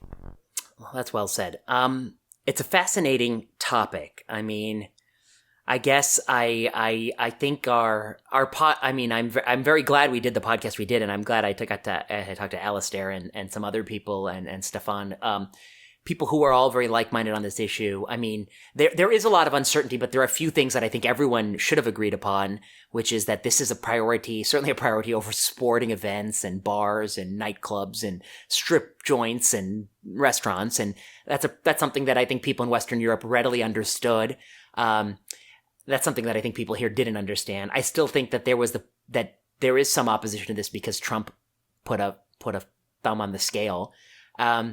But I think it proved to be, it's proving to be a much more difficult issue to change anyone's mind on. And that's what I've sort of felt the frustration about. And now with cases rising, it's just more ammunition for them not to change their mind. With the vaccine coming, it's another reason for them not to change their mind. And so, and with the new president, just another reason not to change their mind. And so I think, we had uphill odds then, and now we have even more uphill odds to try to get some progress here. I guess if I were to, and maybe I'll tweet this out later, I think teachers should be at the top of the list of getting the vaccine because it will facilitate something that needs to happen urgently for this society. And I think the second most important thing will be to get thoughtful people like you to and others to think about how do we repair what might be lost, what the damage that's done. How do we get kids who may have dropped out to come back and things like that? And I think we'll have to be very creative, and hopefully the new administration will be willing to do what it takes to try to get to restore these outcomes. But thank you so much for taking us through this. Such an interesting place in the world is thinking about education, which is probably one of the few things that everyone, like healthcare and education are like two things people agree upon a lot, what the goals are, and yet somehow disagree ferociously on how to get there. I'll let you have the last word. Thanks for doing this, Dr. Kogan.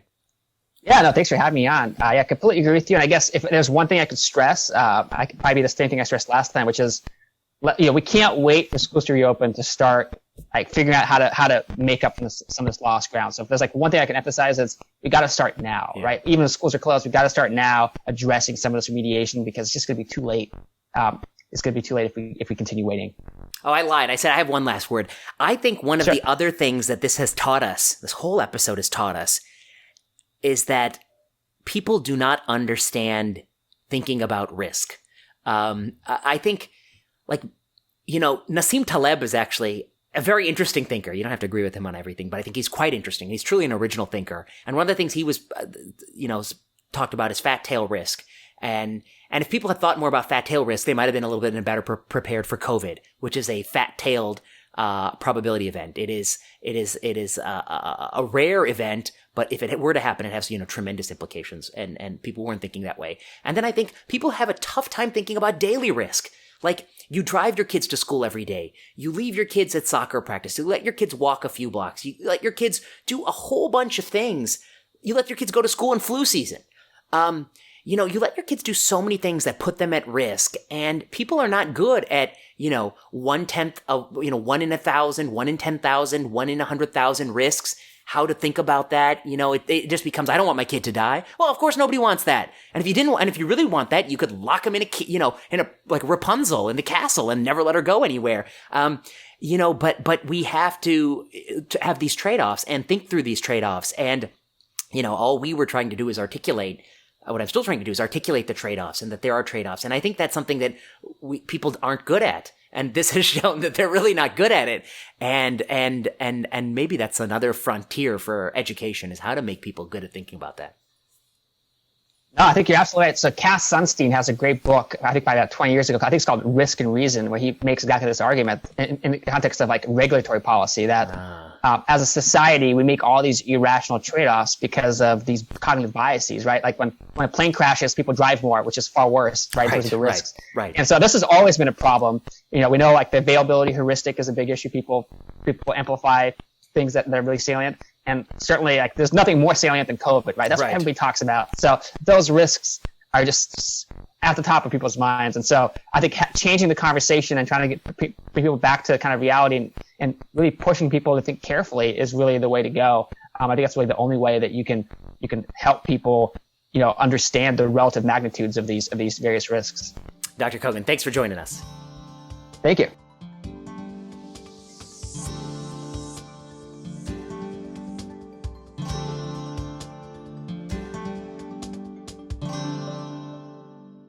All right, I'm back in plenary session, joined via Zoom by Dr. Carycruz Bueno. Dr. Bueno is a postdoctoral fellow at Brown University and on her way to be faculty in economics.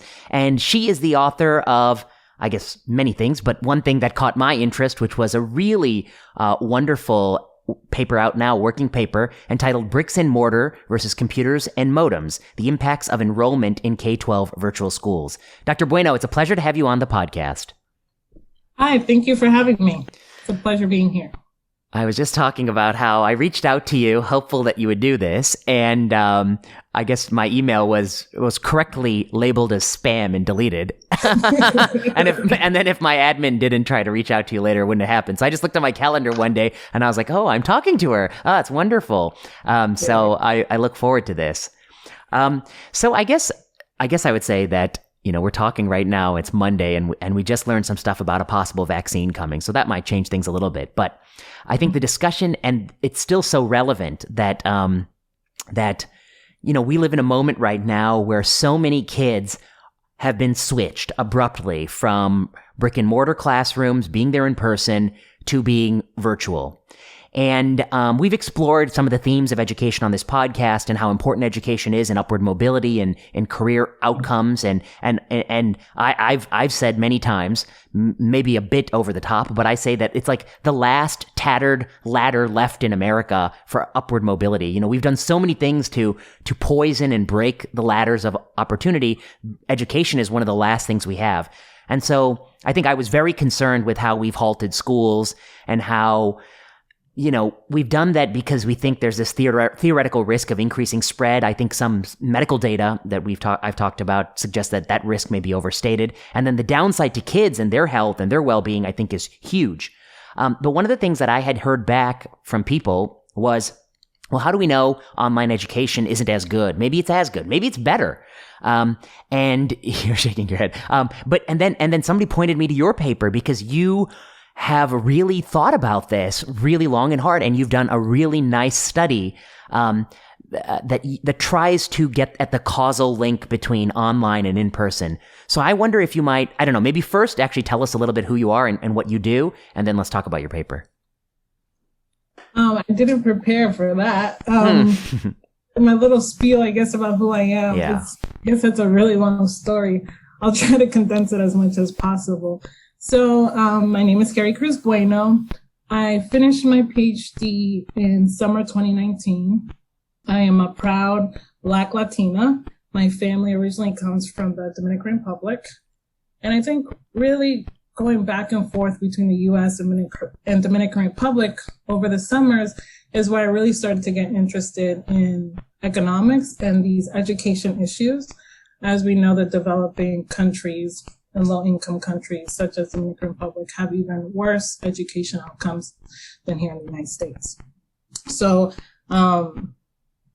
after I graduated from undergrad college at Mount Holyoke College, Western Mass, small all-women liberal arts college, I majored in economics, but I still wasn't sure if a PhD was for me. I didn't want to be in the ivory tower. I wanted to be with the people, having direct impact. So I always had that contrast, or that pull and tug and pull. And so I did Teach for America. I joined Teach for America. I taught 7th grade math for students with special needs. So mild to moderate disabilities.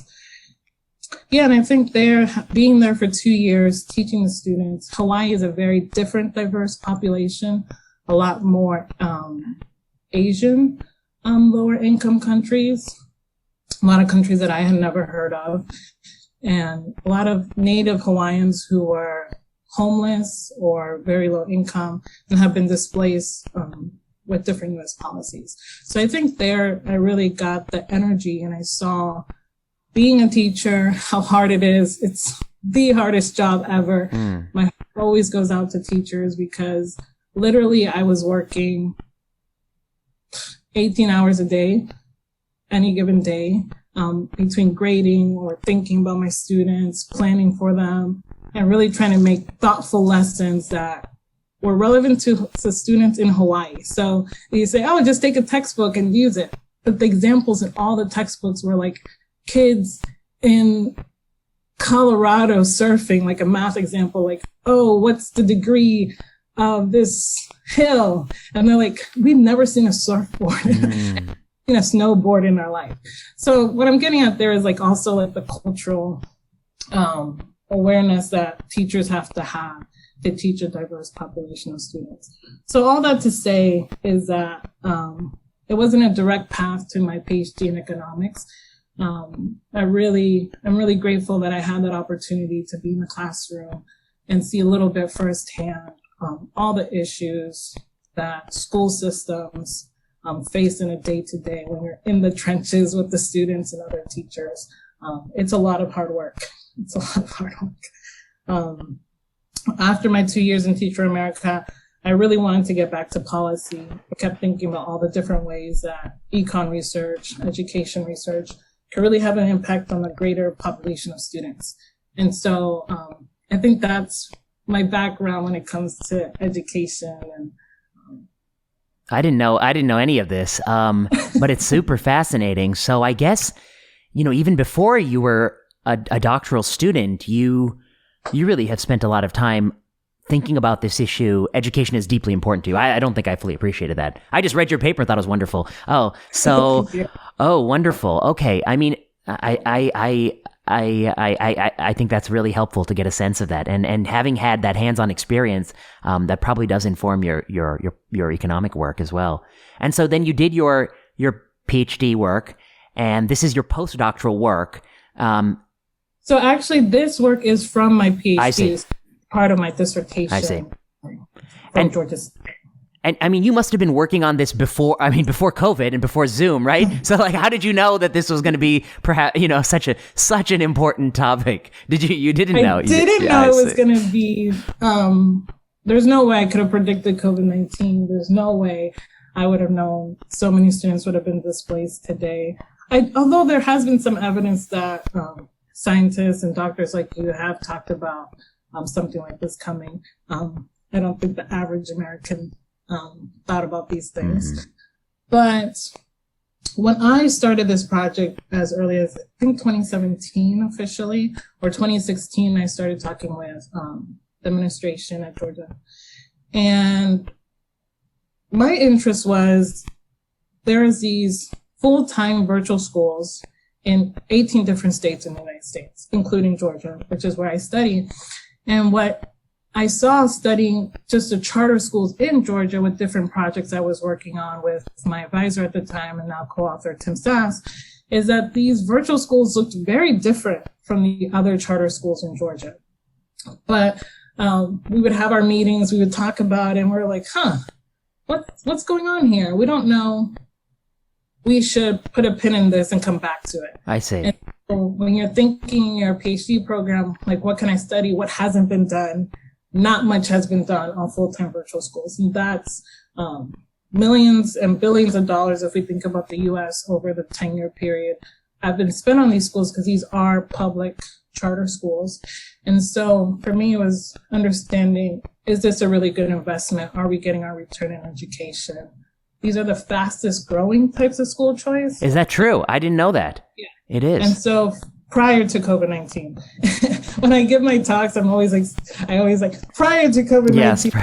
If someone recorded my talks in the most recent month or two, I'd probably say prior to COVID-19, 100 times. So this is all prior to COVID-19. What made people even think about doing this? I mean, I guess I didn't know it was a thing that people were thinking about doing. What are the advantages? Who chooses this for their kids, or how does that work? Right. So most of my paper is really trying to understand who these people are, because that's the number one question I was always getting prior to COVID-19 when I was presenting my work. So a lot of parents who are either, I don't have the exact number breakdown in Georgia, but what you hear from families is parents who are dissatisfied with the school system, their neighborhood schools, parents who, some are pushed into these types of schools. Some parents who might be, it could be anything like medical issues or family, or they want students to be able to work at their own pace. So one of the biggest promises about full-time virtual schools or just online learning is that it's a more individualized learning. The students can really go at their own pace, advance, go back to lessons, really think about it. And so, if they do deliver on that promise, then we could see actually some positives. I see. And how do you get at the causal questions? So that's what I wonder if you might unpack for a second. So you want to know whether or not this is better for their educational outcomes and for their risk of dropping out. How do you get at that using this Georgia experiment? Yeah, and so ideally, or maybe not so ideally, you would want some kind of randomization, golden standard, randomize the families. Some families, all families who want to go to a virtual school, some go to a virtual, some don't, or just take all students in the United States and randomly put them into virtual schools and put the other into brick and mortar. And my life would have been so much simpler. Of course. But we know that this doesn't work in policy. Randomization in education is very hard to get behind, as families do have choice.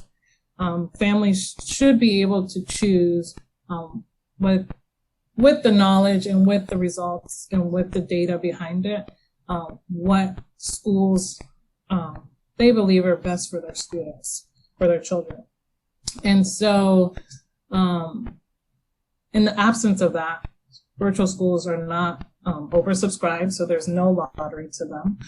That's one of the great promises of virtual schools, that there is space for students to join without being oversubscribed.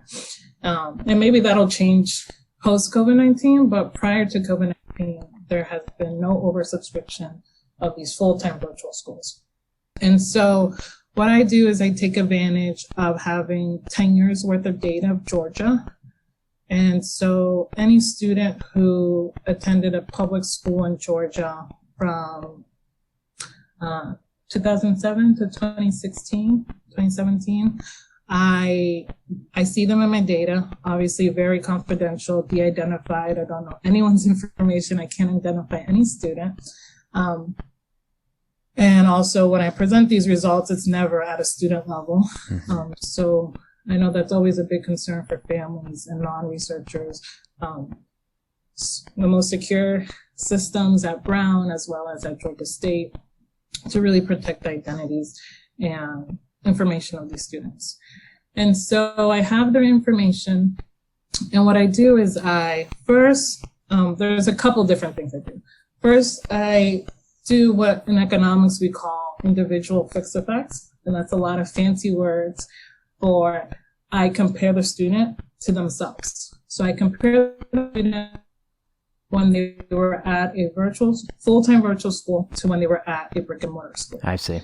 The positive or the benefits of doing this method is that we actually control for any of the non-time varying characteristics of a student. So the student does not change the race. The student does not change their family. The student does not change any of those innate characteristics that we can think. And that's been debated a lot, but it is a method that we use in economics to really try to get closer to a causal estimate as possible.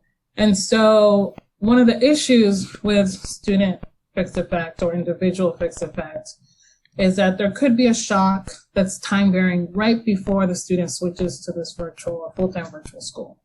So if there's this time varying shock, let's say, for example, I like to give is families have a divorce.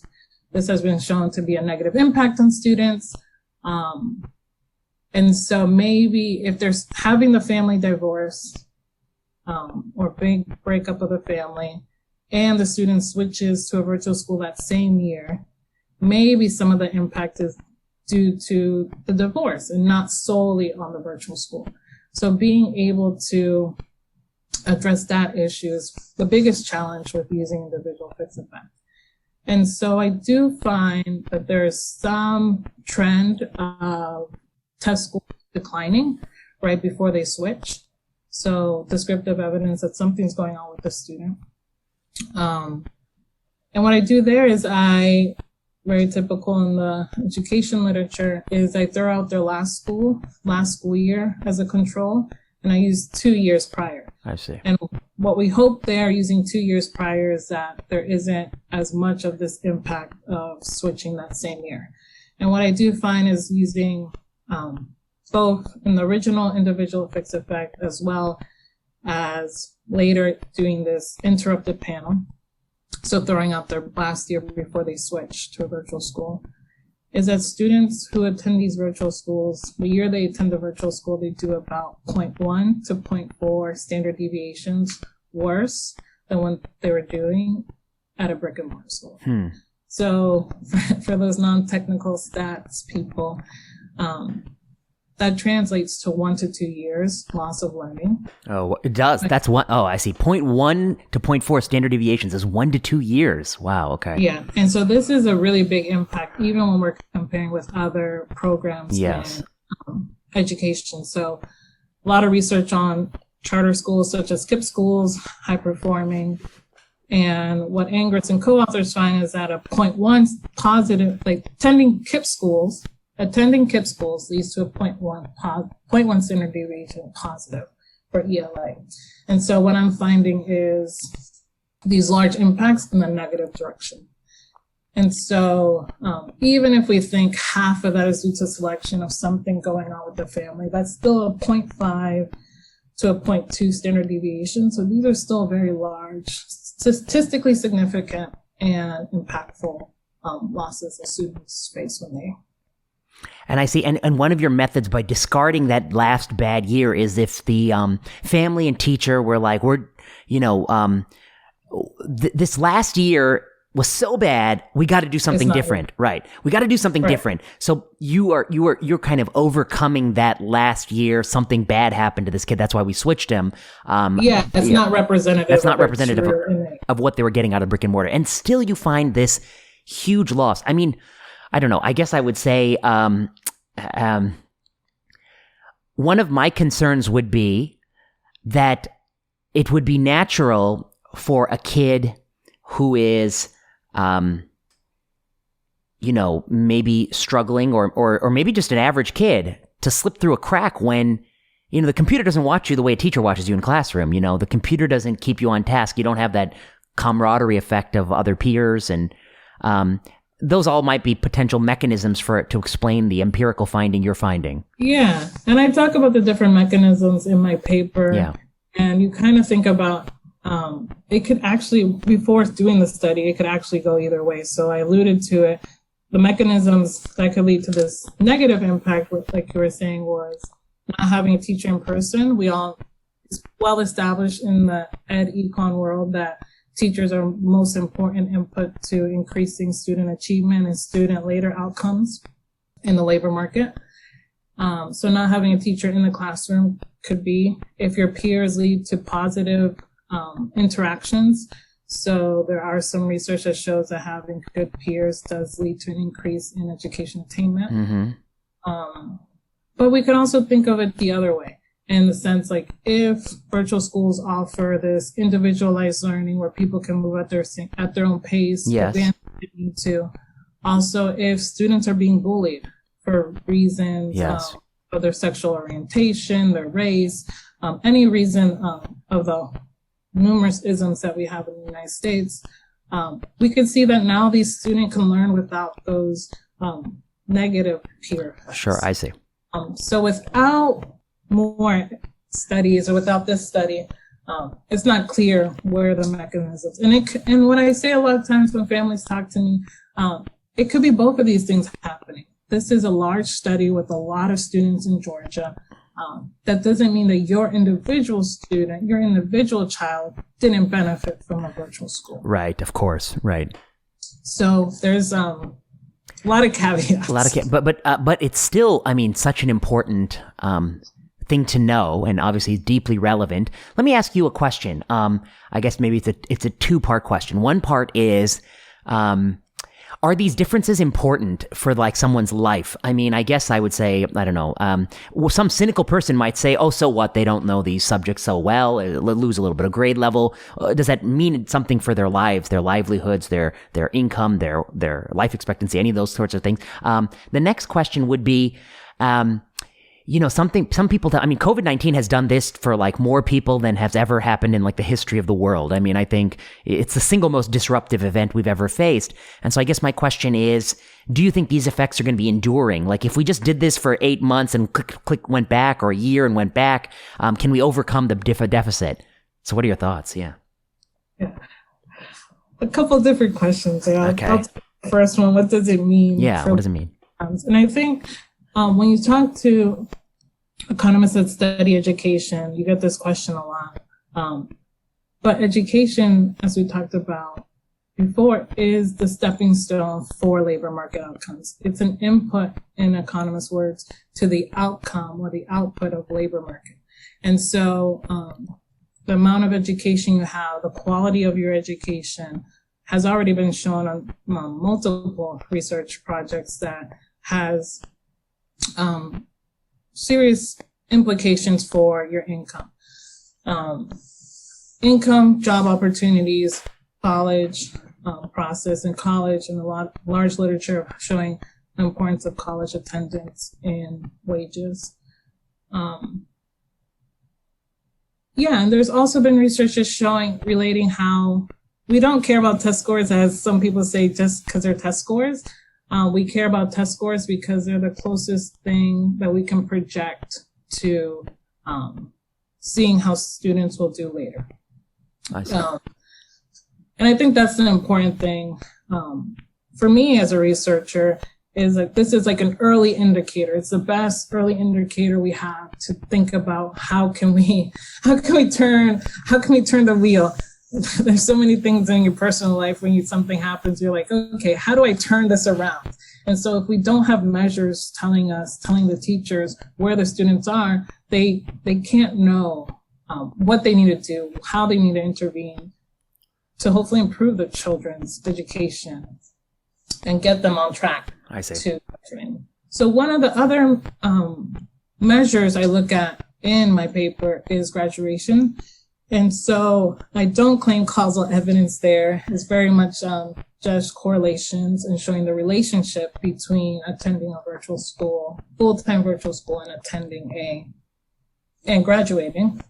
And so descriptive evidence I find there is that attending a virtual school leads to a decline in the likelihood that you will graduate. Interesting. Now come to the second part of the question of, can you overcome a 1-year deficit, or is the harm enduring?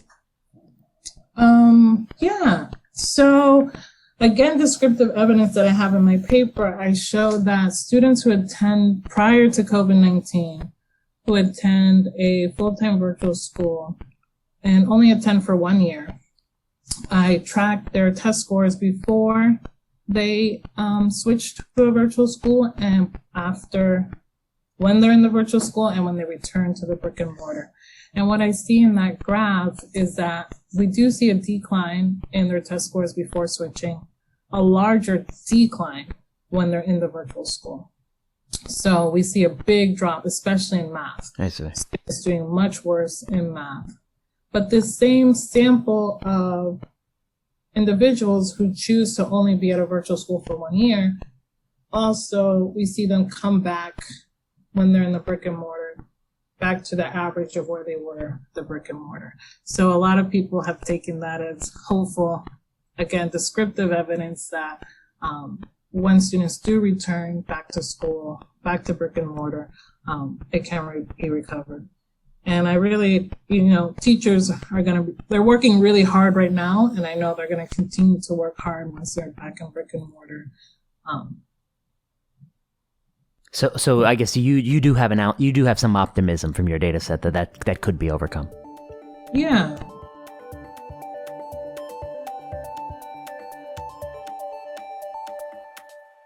You're somebody who spent a lot of time in thinking about the economics of education, and I guess from what you've told me, it seems clear that you believe that education is really important.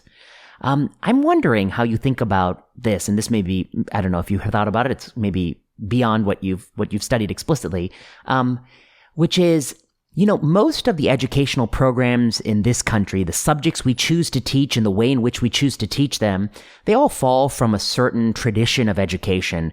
They all, even though we think they're diverse subjects, we all kind of, I don't know, use the same tools in the brain, analytical thinking, lots of memorization. And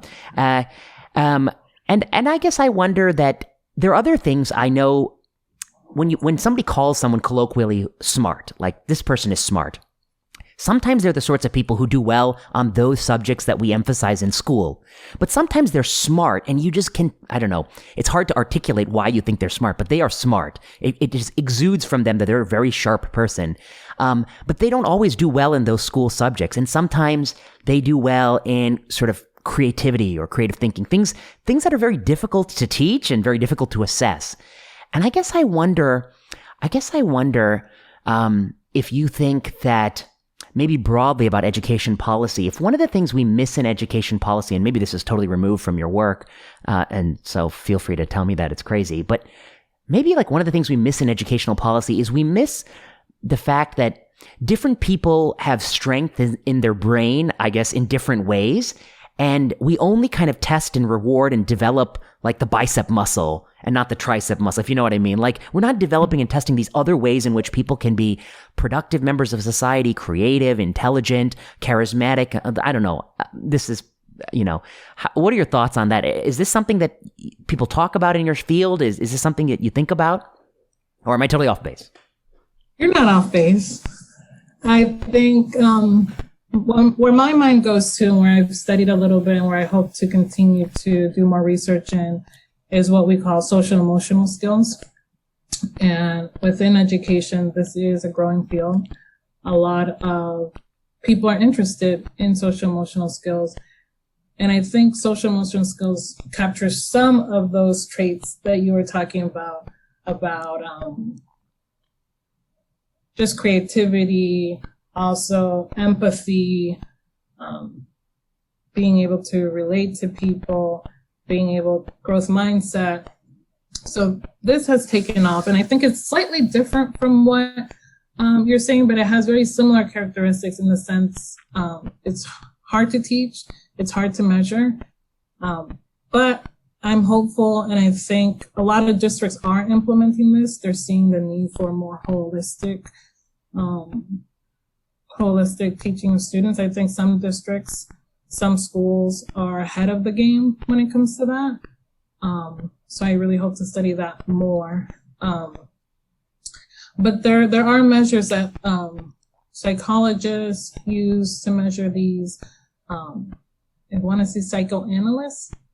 I might not be. No, but I get your point that they sort of go beyond these sort of, yeah. Yeah, and so they do measure the school counselors, but I do think you're right in the sense that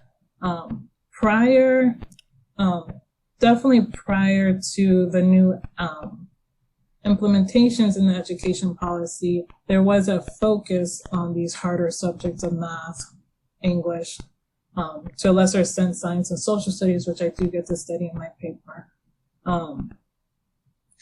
But these are important indicators as well. I think we need to emphasize all of the different aspects because people do have different strengths, and not everyone's a CEO, not everyone's a artists.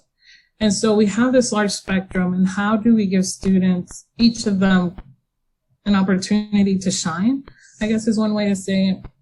And I do think there is overemphasis in the harder subjects than there is in the other. I'm just going to call them all other. And I think emphasizing a little bit more the other, where people can learn to excel and maybe tap into, and even if you are really good at math and sciences, there might be something that even improves your math and science if you're able to tap into the creativity part. So I do think, I think there's probably a lot more psychology research out there that I haven't looked into, but there's definitely an interplay of how it's not one or the other. And I keep coming back to this since COVID-19 about there's many truths out there and they can all be happening at the same time. I think that's in reference to, I don't know if you've been seeing the HBO Lovecraft Country. Oh, I love it. Yeah. Yeah. So I haven't seen the last episode. So I haven't seen the last one either. I'm behind a couple, okay. but yeah. But yeah, just watching the show and just thinking about my life as a Black person in the United States, there's so many truths that people believe that are going on in their everyday that coexist. And then we can debate which ones are equitable, which ones are best for the society to grow. That's well said. I think, I guess just to summarize, I guess I'd say, I think your paper is super interesting because I think education is very important. And probably as a society, we're making a choice every day in America that we're going to spend, 20% of GDP on healthcare, and we're going to spend, I don't know whatever pittance we spend on education, and whatever pittance we spend on like children nutrition and early career opportunities. And every day I'm confronted with, well-intentioned people who complain about the ways in which the system is unjust or broken or leaky pipelines or things of that sort. And I agree with them wholeheartedly. But the thing I always want to direct their attention to is, you think it's bad, here among doctors who are assistant professors or whatever. Think about how bad it is in the beginning of the pipeline, where you're taking a bunch of kids and thinking about their whole life opportunity, and the way in which we deprive, I think, children of opportunity by having such an unequal education system, which is antithetical, I think, to the spirit of this country, which was that education would be the great equalizer, I think, at least the great equalizer of opportunity. And so I guess I would say, I think the work you do is very important because you are trying to, I think, capture these causal relationships and draw attention to where I think resources can be deployed strategically. And although you didn't see it coming, your paper has great relevance, obviously, for SARS-CoV-2. And I think it will have great relevance, I think, even beyond as people decide when and how to reopen schools and hybrid models and things like that. And so I appreciate your interest in. I look forward to following up with you in a while and see what you work on next. Any last thoughts for the audience?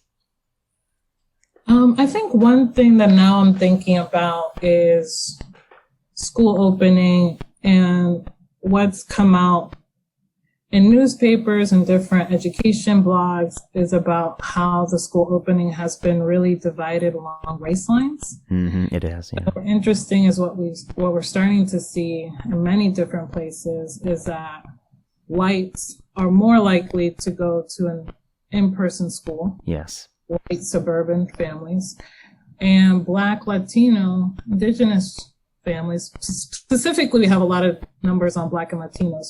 Unfortunately, one of the problems with the Indigenous population, again, I saw that with Native Hawaiians, is that we don't even track them. We don't even know their numbers. I see. So my heart really goes out to my Native American brothers and sisters, because a lot of times we leave them behind, even more so. But we do have a lot of numbers on Black and Latino students, and what we're finding, or what cities or what states are finding, is that Black and Latino students are actually more likely to go to these online settings. And I've talked a lot with different friends, researchers, and read different opposing views. And right now, I think it's hard. I think it's hard with COVID-19. And I'm trying to think about this a lot, and I'm writing an essay actually about it. how much there's this interplay of COVID-19 impacting Black, Latino, and Indigenous people lives, and people of color in general. And so what we saw was that Blacks, Latinos, Indigenous are the hardest impacted by COVID-19 in health outcomes. Largest amount of deaths, or in percent wise, I think I heard the other day was 3-1 for Native Americans compared to whites being mortality rates. And we also see large impacts of job loss. Black, Latinos, Indigenous, even Asians had a larger impact of job losses than whites. And so who are these people? These are the parents of the Black and Latino children. And so you can't disconnect this. You can't disconnect the fact that these Black, Latino parents, grandparents, extended family have three times more likely seen someone in their family either die, being diagnosed, or almost die from COVID-19. And then to think how this has impacted this community and how they're really trying to protect their children and protect themselves. So you can imagine if there's someone due to these health disparities, Blacks are more likely to have hypertension, other negative health outcomes. And what I've seen from the data is that having these underlying conditions is even more so of an impact on COVID-19 death outcomes, contracting the disease. And so I guess my point is right now I'm really thinking about how this is so much interconnected, how much stress, even more so stress that Black, Latinos, people of color are enduring with COVID-19. And the choices, and these are really choices that these families are making to protect not only their children, but also themselves and their extended family. All kind of stems from these historic, structural, racial inequalities in the U.S. My worry is that some of what's happening now with schools and those disparities you talk will further erode public education, because right now anyone in a school district, in every school district there's always been a range of people. Maybe a few rich people send their kids to public school because they believe in it, and poorer people send their kids to the same public school. It's been a sort of a mixing ground, but I think a lot of people who have the means will pull their kids out of school and start sending them to private school, and that's going to, because a lot of those are running in person, and then that's going to lead to this vicious cycle where there's going to be less parents involved in that community school who have money and means and ability to push on issues and advocate for it. There may even be less reimbursement from the state government or federal government for that school, and then that school is going to have less resources the next year. So I worry that this legacy of this big online switch, which is occurring, not for everybody, it's very disproportionate. I worry it's going to have this snowball effect that's harder to overcome, because once a kid gets pulled out of school, parents aren't going to want to switch him back just for, yeah. It's hard to predict. I don't think anyone has any predictions that they would put money on as of right now, because COVID-19 is a big shock, as we've talked about. And I think we're hopeful that one day we will be able to get it under control in the United States, which is what we're talking about. Obviously, I would want it under control in the whole world as well. But in particular in the United States, just to combat a little bit your worry, is that the U.S. is already very segregated in the public school system. So the parents who are very wealthy and keep their students in public schools is because they've chosen a neighborhood. And in that neighborhood, which is the neighborhood school, predominantly all the students are rich. I see. And there might be a slightly racial, there might be a couple Black, Latinos, or people of different races, non-white races, but they are of the same income. And then looking at how income and race aligns, we see predominantly greater proportions. Whites overrepresent rich families, whereas non-whites overrepresent low-income families. And so I do think that richer families, and they've shown it when the schools have gone to online, they've pulled their student out and they've gone to private schools or, they've gone to private schools, Catholic schools, other types of private schools. So I definitely agree that families are doing this. They're also doing pods, it seems like it's quieted down, but it's very much the same kind of pulling the student out and being rewarded since they have the resources to give to their children. And I agree that I'm concerned. I'm concerned about the most marginalized students, Black, Latino, Indigenous, students with disabilities, ELL learners. And I really, when people ask me what to do, I really truly believe in more federal resources in places that are impactful, more money. So states and local communities are the biggest portion of school funding. And the equalizer is at the state level. That there's been some policies that try to do that, but we still see there's loads of inequality and really a need for federal government to step up and put more resources into our children's lives, into our children's education, and lessening the burden on teachers, administrators. They're dealing with a lot of stress, a lot of decisions without even a unifying message.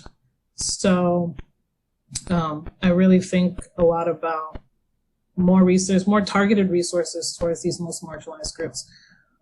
Research has shown that tutoring, and that's what these families who are doing pods, it's essentially like a tutoring. Giving all these resources that families with income, with high incomes, give to their students, give to their children. How do we give that to the families who have been deprived of those same opportunities? That's well said. Dr. Bueno, thanks so much for joining us and talking about your paper. I hope people check it out. It's on your website and it's available online. Yes, thank you so much for having me. You've been listening to Season 3 of Plenary Session. Plenary Session is produced by Kiana Klossner. Music by Ian Straley and Audrey Tran. The views expressed on Plenary Session are those of whoever said it and no one else. Plenary Session is not medical advice. Follow us on Twitter at plenary_session. Until next time.